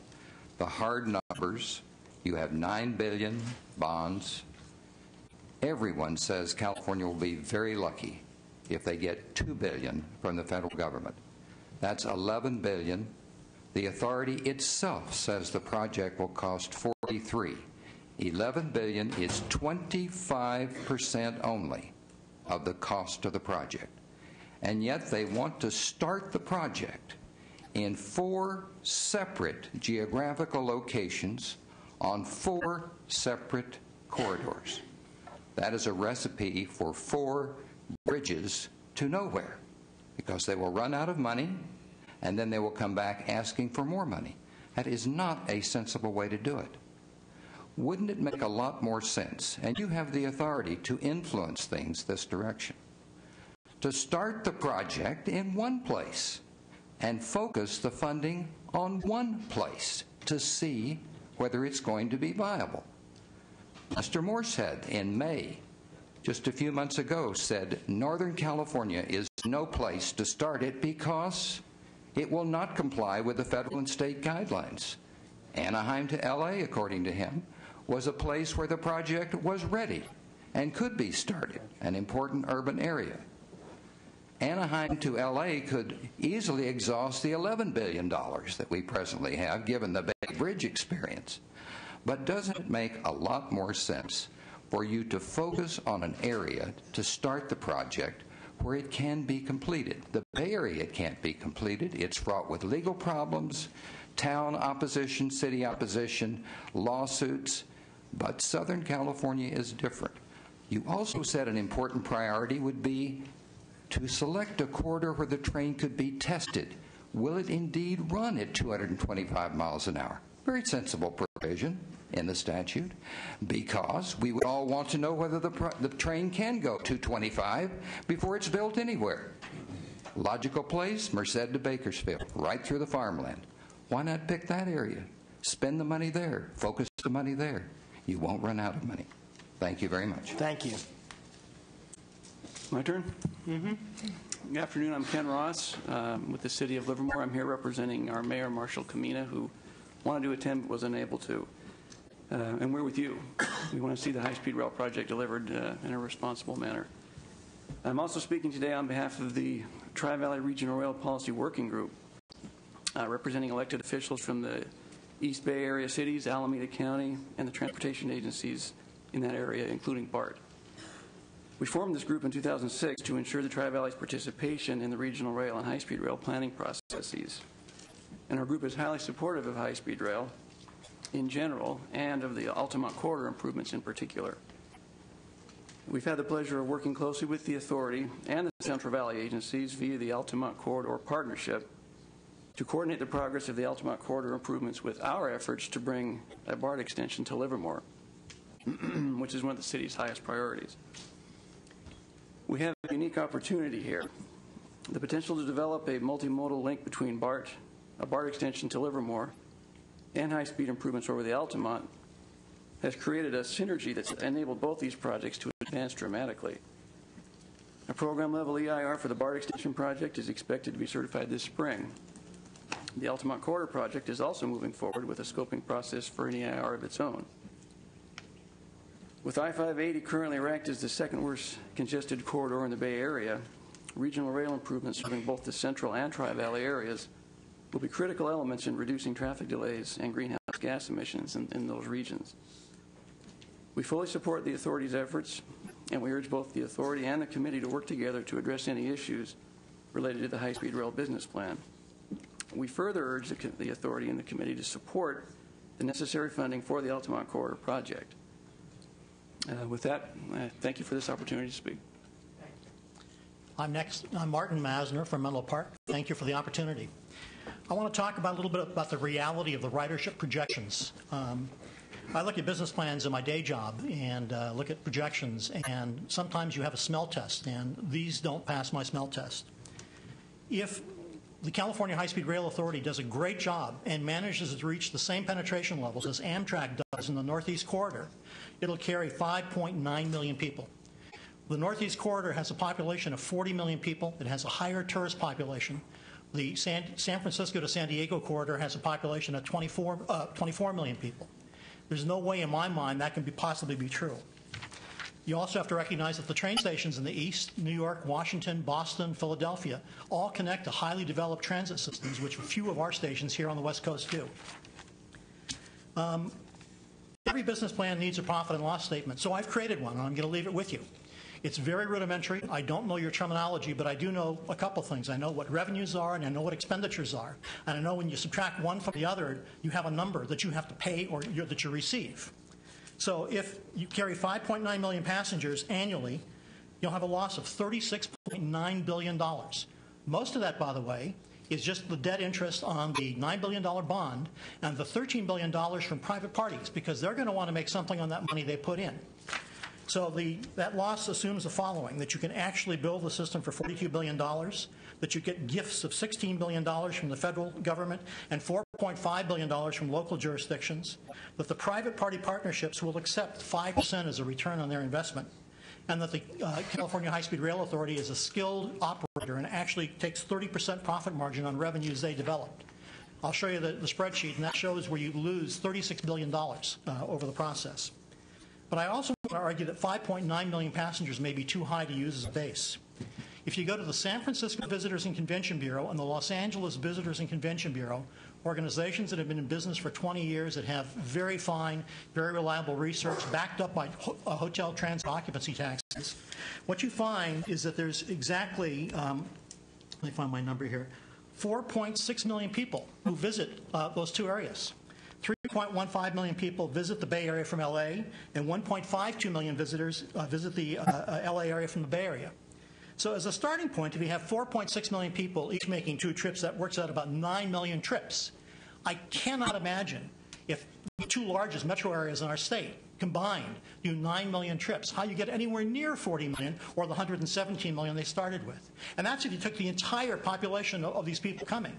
You're not going to get that. You're going to get some percentage of that. I have details that I'm going to leave you with where all these estimates came from. But I just want to mention one quick point. I keep listening to Rod Dearden making this wonderful talk about how you compare the $105 ticket cost against the $118 cost of driving. What he doesn't tell you is in the authority's own research, they use a figure of 2.6 people per car. And anybody who's driven on Interstate 5 knows there's very few cars with one person.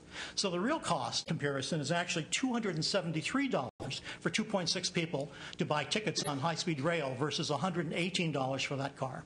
I thank you for your time, and I'll pass these out. You can read them at your leisure. Thank you. I'm Emily Rush. I'm the State Director of CalPERG. With the sergeant. No. Just hand it to the sergeant. Sergeant, if you have anything for the committee, please hand them to the sergeant, and the sergeant will distribute them. Emily Rush, State Director, CalPERG, Statewide Consumer Group. I have 3 points. The first point is that high-speed rail continues to be a wise investment for California. The same reasons why California voters voted to approve Prop 1A in November 2008 still hold true today. That being, we have too much traffic congestion in our major metropolitan areas. We still rank among the highest in the nation in terms of time wasted on gas and stuck in traffic. We have too much air pollution. It's going to be difficult to meet the commitments in AB 32 unless we offer more alternatives to driving and to flying. And our health is greatly compromised by air pollution. The PPIC estimates that 500,000 people a year will keep moving to California every year over the next several decades. So as our population grows, we need to be offering people more alternatives. And the reason I say it's a wise investment is because, in fact, it's a huge project. It costs a lot of money. But the alternatives of highway expansion and airport expansion will cost 2.5 times the cost of high-speed rail, according to the High-Speed Rail Authority report. So it's going to cost taxpayers less money, lead to less pollution and less traffic congestion. It's a wise investment. The second point I want to make is that I feel some urgency around getting this project built because of global warming, because of the increasing costs every year that we delay building this project. So I hope that we can go forward with an environmental reporting process that, has maximum public input, that doesn't cut corners in any way, but that we keep it on schedule so that we can start construction soon. Because I think Californians need this project. And frankly, we need the jobs right now, too. And my third point is that we also want to make sure the project is built well. And I just wanted to let you know about two things that we're focusing on in the next couple of years. One is that we build robust public transit around the stations where the high-speed rail will be entering. I think that's essential for ridership numbers, is getting people in and out of the stations quickly. And that means not just parking lots, but rail and transit and buses and ways for people to get in and out of the stations quickly. And I also think it's important for our cities in general, again, dealing with traffic congestion. Intercity rail is not the be-all, end-all solution to our traffic congestion and pollution problems. We all know that. So I encourage you to invest in public transit in the budget, and we'll be pushing for public transit funding and high-speed rail funding in the federal budget, too. And the other thing is this risk. The other thing that we will be watching is this risk issue, the public-private partnerships. I do think we need to figure out a system where the private investors share the risk with the taxpayers, and I look forward to working with you and the High-Speed Rail Authority to do that. Right. I just wanted to point out that the $1.1 billion that was left out of the Track 2 actually was the funds for what you're saying. That was the connectivity between the high-speed rail and local transit and local rail. That's what was left out. Yep. I know. And we did not like seeing that left out, not because we're not supportive of high-speed rail, and this may have been the smartest decision, but what you're saying is it all is part of one system, and we would have liked to have seen that also part of the system in their funding application to ARA. Yes. Stacy Mortensen, the Executive Director of the Altamont Commuter Express. What I'd like to leave with you today is that public participation is indeed important, and the locals bear a big responsibility in stepping forward and helping make sure this project gets designed, planned, and implemented for the best use of the local entities. I don't think we could just hang that on the High-Speed Rail Authority. There's a whole different vernacular at the statewide level than there is at the local level. You see that with Caltrans, it's very difficult for headquarters to sell a highway project through a region. They have to rely on districts at the local level to help communicate these kinds of project opportunities and impacts. And under the leadership of Assemblymember Galgiani, two groups, one from Merced to Sacramento and one from Modesto across the Altamont into the Bay Area, including BART, have gotten together to form those local groups that can be the interpreter between the High-Speed Rail Authority and the locals to take information about the plan and really vet it locally and get feedback that's meaningful at the local level. It's not just a sell job. It's really a listening session and an attempt to convey what's important from the locals to the authority at the statewide level. The authority can't talk to the farm bureaus. The authority can't talk to the water districts and other important stakeholders. And having a group that steps forward, puts skin in the game, and helps make this project work, I think is important. I would hate to think we'd just wait for the authority to work all these issues out and then hope when it's done all of our needs are satisfied. We support the authority. We support your questions about risk. We did start up the Altamont Commuter Express. We know full well what it's like dealing with unknowns. We know sometimes you do have to take a leap of faith, but risks have to be quantified, and we certainly applaud your interest in doing that. But we do stand behind the authority. We think it's important that we support them locally. We think that makes it more attractive to the private sector. We certainly know it will result in more ridership down the road. So we will step forward, and we are encouraging others around the state to put skin in the game and help with this public process. Thank you. Mr. Chair and members, Jo Linda Thompson, the Executive Director of the California High-Speed Association for California High-Speed Trains. Our members design, build, engineer, and work on public infrastructure projects around the world. Some of them work on this project. Some of them have worked on a Acela train, some the British trains, the French trains, and I think one in China or Taiwan, I can't remember which. But we sent the plan out to everybody. They came back and said, at this stage of development, this is a good plan forward. It's a good step forward, and they support the plan. Two concerns were raised that I'd like to bring to you. the comments are on delay. Has there been a risk analysis on the issue of delay? Because that costs a lot of money. I've been told 17 times in 17 ways that time is money. They're concerned about that. The other thing is they're very concerned about the alternatives not being really analyzed here. If we didn't build a train, there are costs to moving 50 million people around with 3,000 lane miles of freeway and 5 different airports, 90 new gates. There are costs to moving folks around. So we're not kind of analyzing this in a vacuum of this costs nothing, this is cheap. They're all going to cost money at some level. I also heard your question about the governor eliminating those projects that were interconnected with the high-speed train. And maybe Art would remember, or Tony's here, I think there's $890 million in the bond for projects that do provide 900, right? Yeah, some connectivity to meet some of the issues that people have raised here. And again, that was a decision made. But I'm just saying it wasn't a decision that was made without having some consequences to the entire system. It may have been the best decision, but it does deal with this whole issue of interconnectivity. And we're really concerned about that. Yes. We care about that. We care about this process. We care about the fact that you care, and this is collaborative, not adversarial.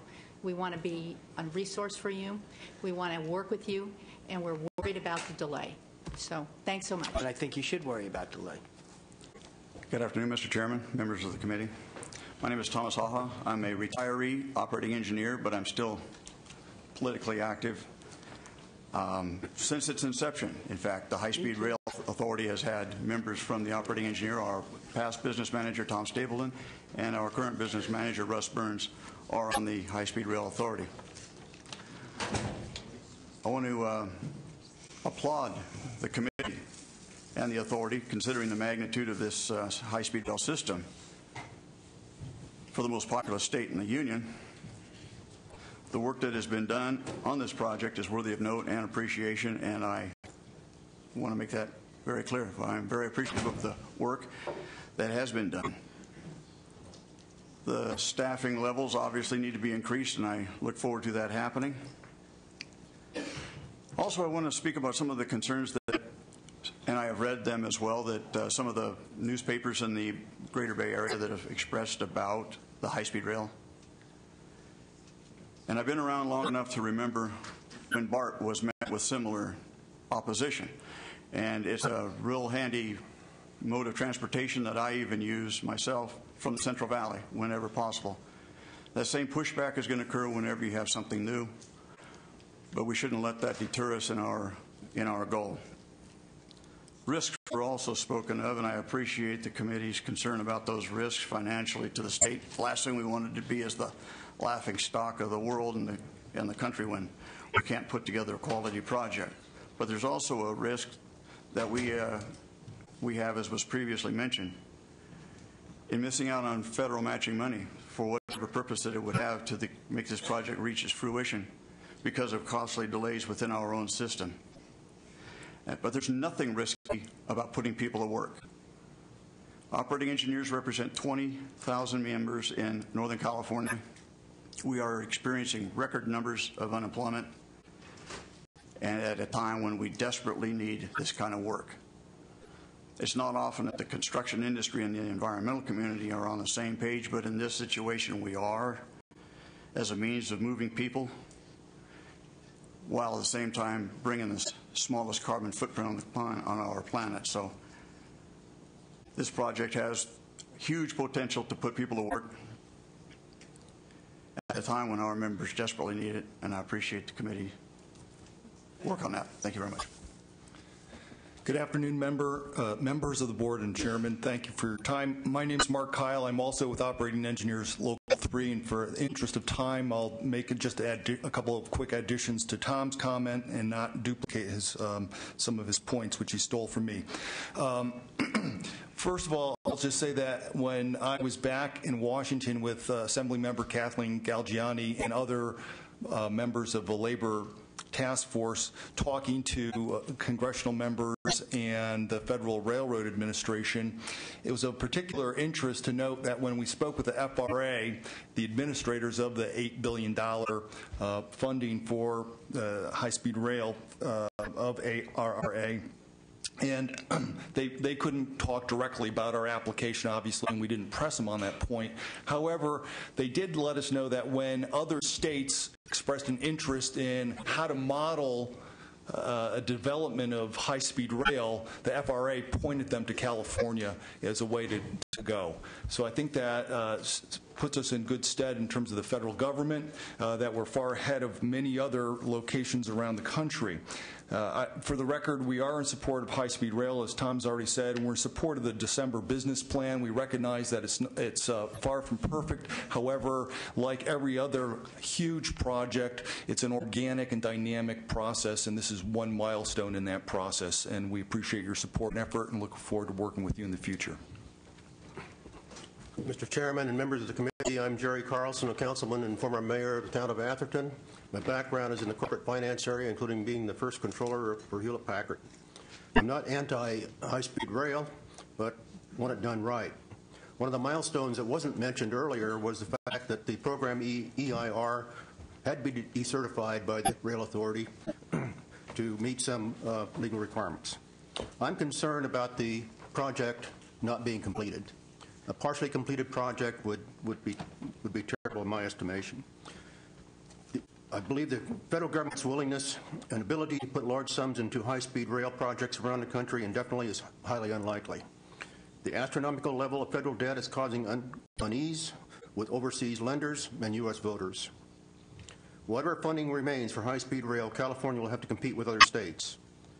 There's a very high probability the amount of federal funds needed will not be available in time to complete the project on time. The business plan admits that private investment won't occur unless there are government guarantees. And again, they will be looking for a high probability the system can be built. Local agency funding will only occur in those cases where it will result in direct local public benefit, such as a local maintenance facility, in which case the local agency may donate land in return for the jobs that may be created. Otherwise, local agencies, which are already strapped for money, will find better uses for their funds.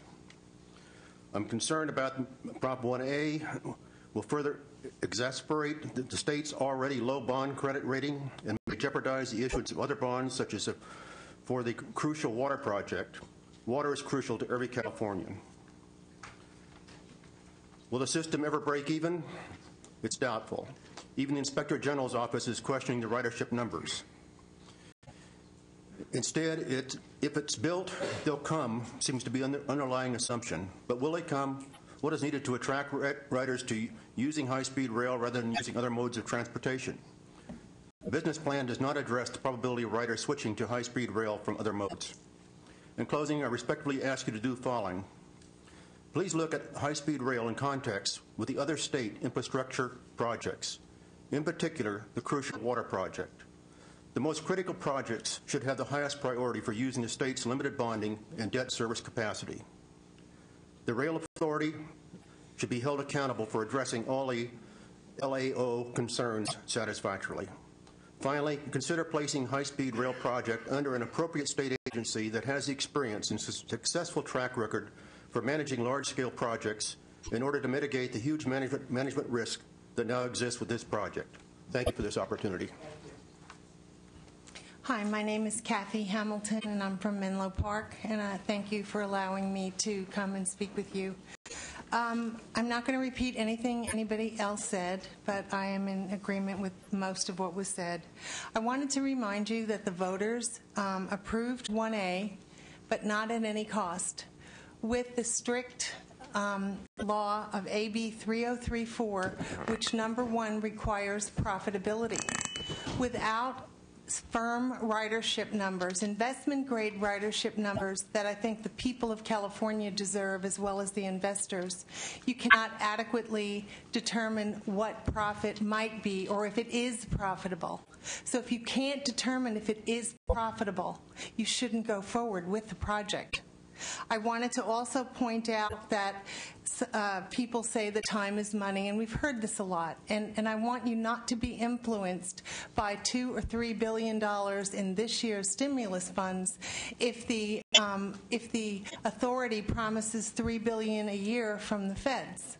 That's a lot of money. We can do it right, and we can begin funding when we're more sure and more comfortable with the numbers. I want to remind you that today there was an election in Massachusetts, and I'm so sorry I didn't put on my cell phone to figure out what the results were. But if a Republican wins... As long as you do it hands-free. Okay. If a Republican wins, that changes the balance in the Senate of the United States. That very well could put the idea of unlimited funds for these kind of projects in jeopardy. So remember, those federal funds are not guaranteed. I just also wanted to say that the community reach has been merely a check mark. I listened to Senator Simitian's comments about the quality. We are allowed to comment. We send letters, and no one responds. We write scoping comments. 100 people sent in comments on a particular, section to look at, and nothing is done. They just roll on without consideration. And I think that Ray LaHood said that the day of doing it one way should be over, and respect for the communities, for the people, should be there. And we are not finding that. So I just want to say in closing, I am all in favor of and I'm from New York. I've ridden rail. I've been in Paris. I want to do it, but do it right. And please get an investment-grade ridership survey, get the business plan done right, put it on the ballot, and let the people see reality, not vote for a concept, which was frankly illegal because they never had a business plan to begin with. Thank you so much. Appreciate it. I just want to remind you that this committee, both the policy committee and also the budgets committee, will be holding a hearing in the Palo Alto area to deal with some of these very issues, because people need to be heard and responded to. Thank you. Mr. Chairman, before we go next week, I don't want people to misunderstand.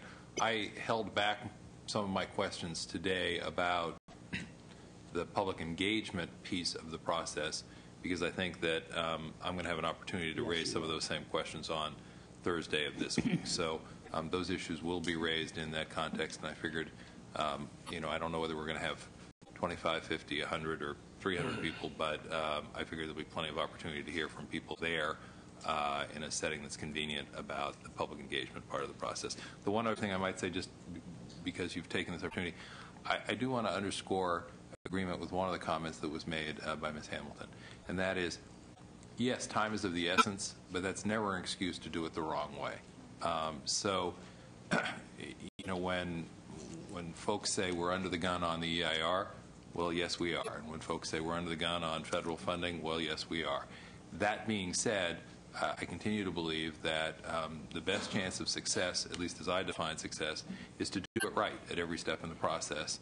And I think, shortcuts don't help anyone in the long run on any aspect of the project. Thank you.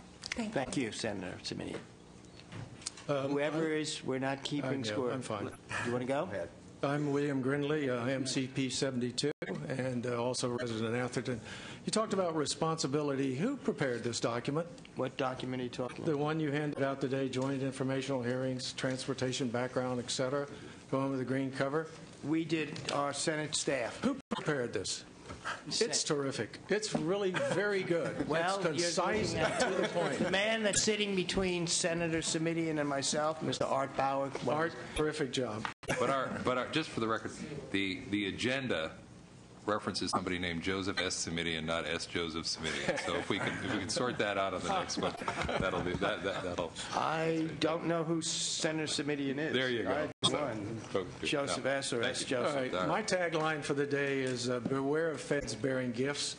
The United States bond issues are unquestionable up till now. Our deficits are running at a rate that the Fed is going to have time and trouble getting its financing needs. And the prospectus for that is worse in the future. So with all the good due respect towards those who think that 40 to 44% of the budget for this is likely to come from the federal government is facing its own horrendous problems. It is an international entity. It depends upon the goodwill of the Chinese to buy those bonds, and it's going to be an even deeper doo-doo in the future. So don't count on that money. Thank you very much. Thank you. My name is Don Barnby. I'm a member of the coalition, Community Coalition for HSR, Menlo Park. The bottom line here, the topic for the day is let us indeed do it right. And if we intend to do it right, we must replace the HSR committee as it stands today. Rail Authority says HSR will be profitable. It will not. No such train in the world is profitable.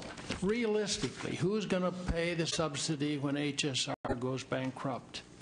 I'll tell you who. You know, the taxpayers. 3 days ago, Las Vegas monorail went bankrupt. The Rail Authority says ridership will be 32 million, 69 million, 97, 117, back to 42. Cost estimates, too, have been revised, gerrymandered, and most importantly, redefined repeatedly to make this work. Clearly, the Rail Authority is writing whatever fiction they think they can get away with. They have proven themselves to be at best incompetent and at worst deceitful. They've focused on PR, not sound business analysis. The voters were sold a bill of goods. We have to live with that. But this bait and switch, well, let's see it for what it is. The Rail Authority has been at this for some time now, and they've demonstrated they won't write a credible and thorough business plan or environmental impact report. At the end of the day, the authority, Quentin Kopp, Rod Dearden, are stumbling badly. The action item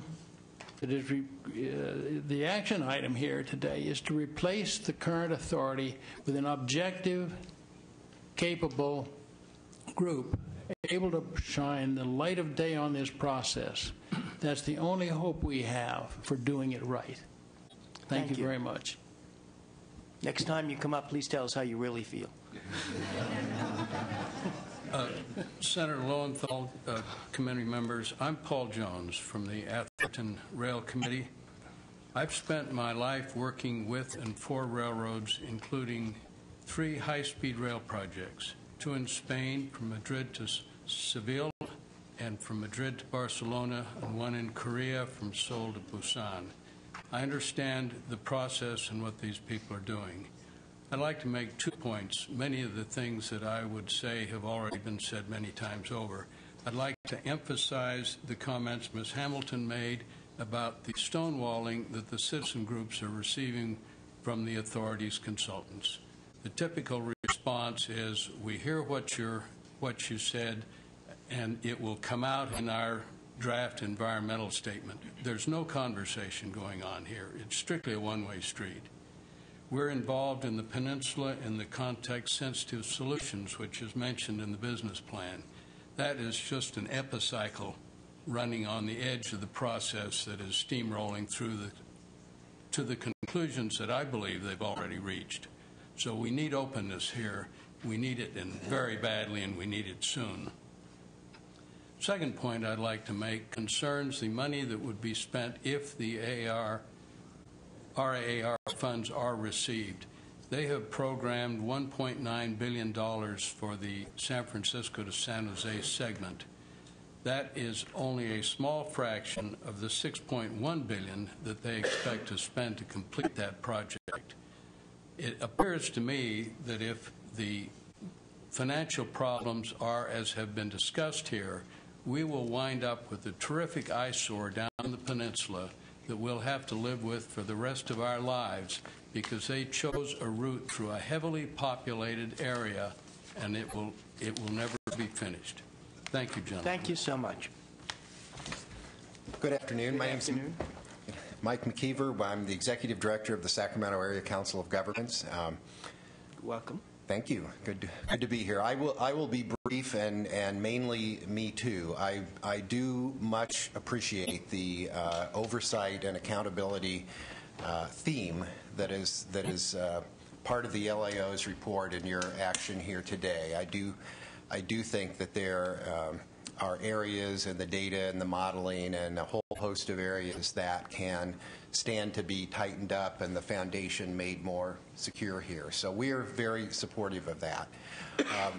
At the broad level, we also are very supportive of this project.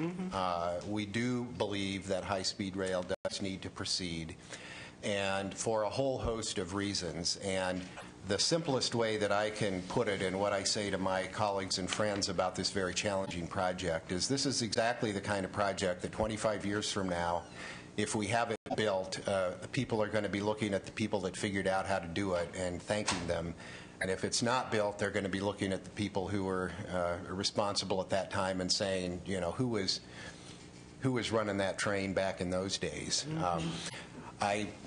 As many of you, as you know, I believe strongly in the value of good data and good models, and that you can really make better decisions, including cleaning up the politics on tough projects like this if you really have solid data and models. But I also know that you can only chase that decimal point so far. And I believe that if some collection of events occurs to basically kill this project for now, for our time at bat, that the true costs to the state of California of that occurring are not in anybody's model right now. And so just in terms of national and worldwide competitiveness, the thought of a successful California 25 years from now that doesn't have a world-class functioning high-speed rail system, I don't see it.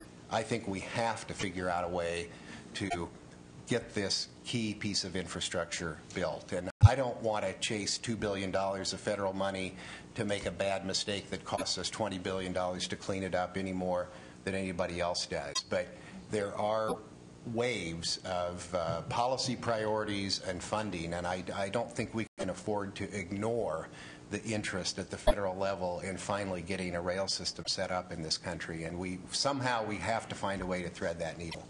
Correct and the foundational issues that you've got your finger on as weak spots, but move this agenda forward at the same time. So thank you. If we can help, we'd be happy to. I'm Jack Ringham from Atherton.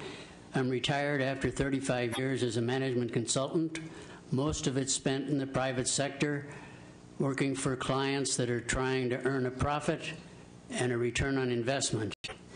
My tagline is, test it first with a pilot program like would be done in private industry.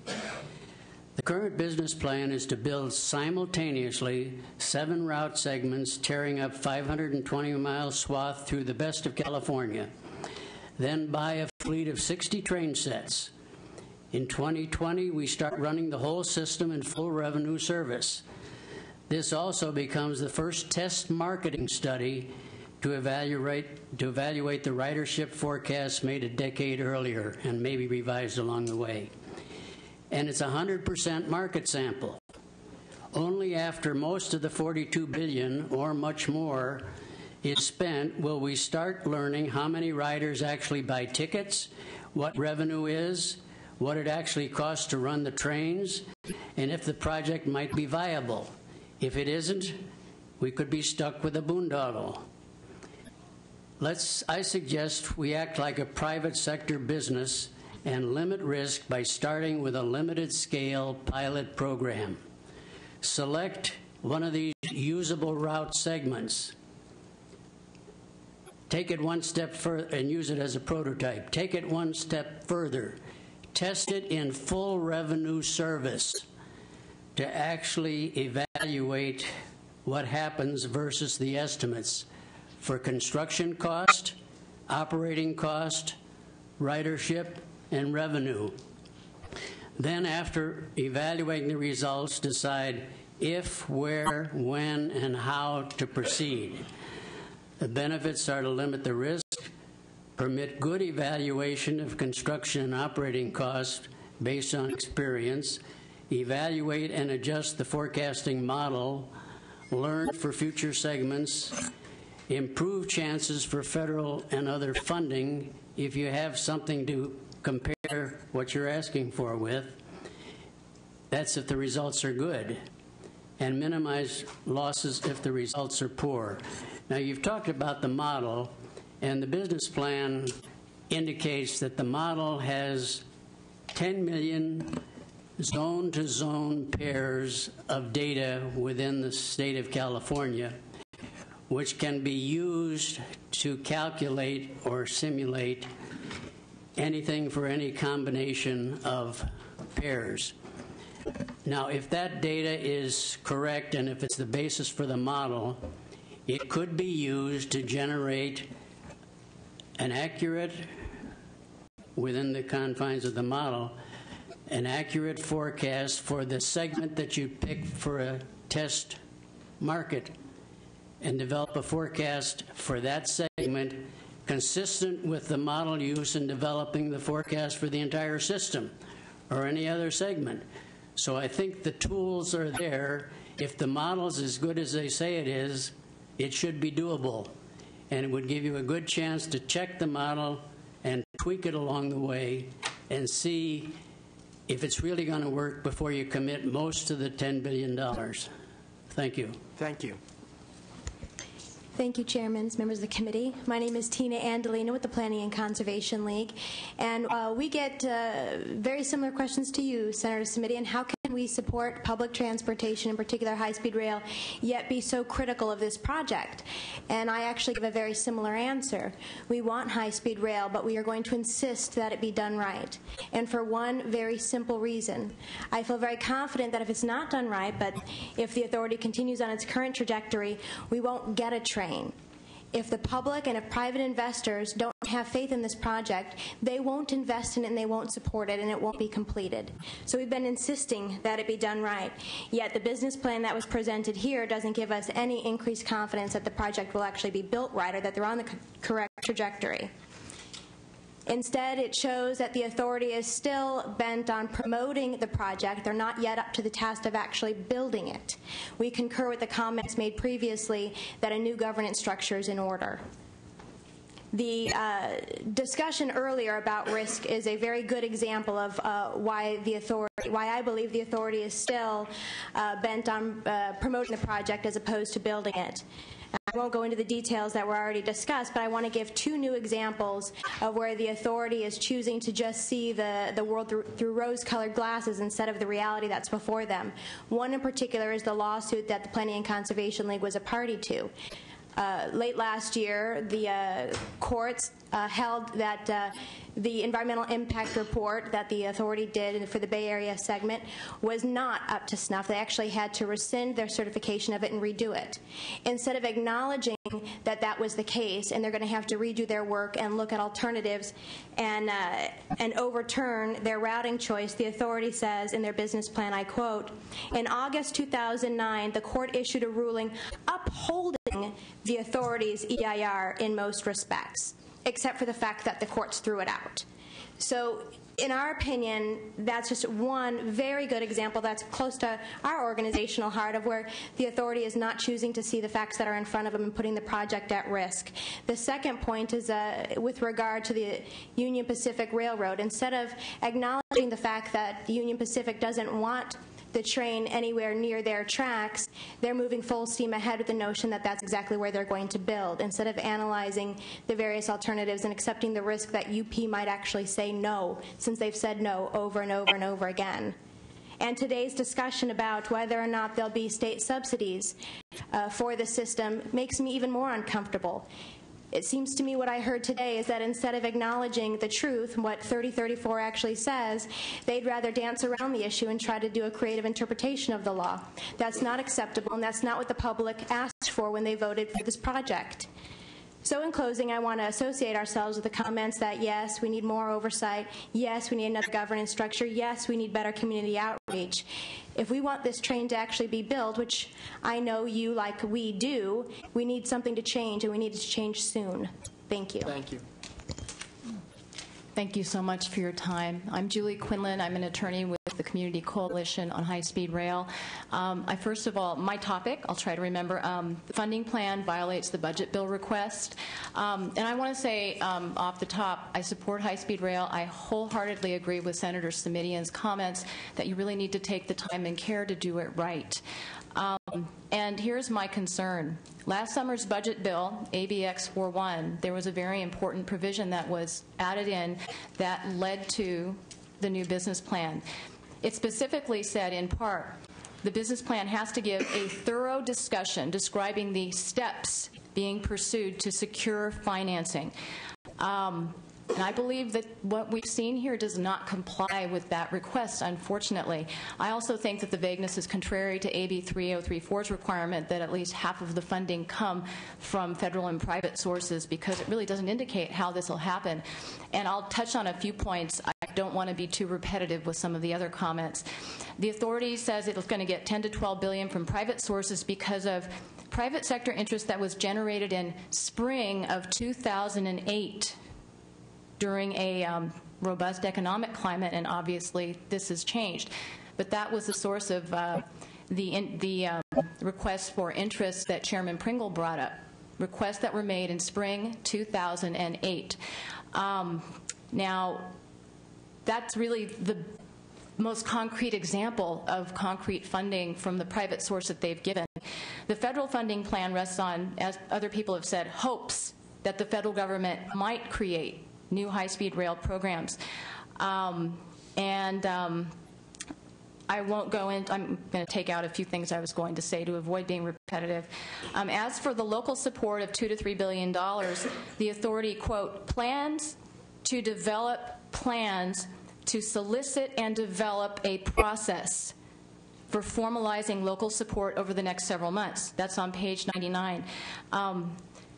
In my view, I don't think that a plan for a plan is really what was asked for in the budget bill. They were looking for steps. Now, the Rail Authority has done a wonderful job promoting high-speed rail, no doubt about it, hands down. At this point, though, as the Legislative Analyst's Office said, the only way to really have confidence in appropriating hundreds of millions of dollars is to have oversight. Chairman Pringle mentioned that there was a peer review panel. I'd like to point out that, as I understand, this panel is not fully staffed. There are only a few members. There are several outstanding positions, so this peer review is really not happening. I would hope you could direct your attention to that to help with oversight. But unfortunately, I think that transferring oversight from a promotional entity to an entity that has more experience is highly appropriate at this time to help make sure that this project is done correctly. And with that, I think I'll talk, and thank you so much for your time. Thank you. Senator Simitian and Senator Lowenthal, Mr. Ojekian and Mr. Bauer, thank you for hanging in here today and hearing us out. My name is Kevin Allard, and I'm part of the Community Coalition, a Peninsula-wide Community Coalition. And we, too, very much support high-speed rail. We want to see it done right. I've lived in Europe all through my 20s. I've taken trains. I'm not opposed to trains, but this plan concerns me a great deal, in particular that there is not proof that the entire project is properly funded, and my great concern has been reflected through Mr. Jones and Brady and Mr. Carlson, in that they're going to start the 3 segments and build grade separations, seize homes, and build what's proposed a 20-foot wall dividing our beautiful communities, and then run. My great concern is that we will run out of money, and what I'm pleading with you today to do is to not allow this project to start unless there is proof that full financing actually exists to finish the project. Thank you. Thank you. Russ Peterson, Menlo Park, again, Community Coalition on High-Speed Rail. Thank you for hanging in again. My thoughts echo a lot of the people that have concerns. I feel that the business plan is not up to speed. This High-Speed Rail Authority has given us basically a project with no EIR.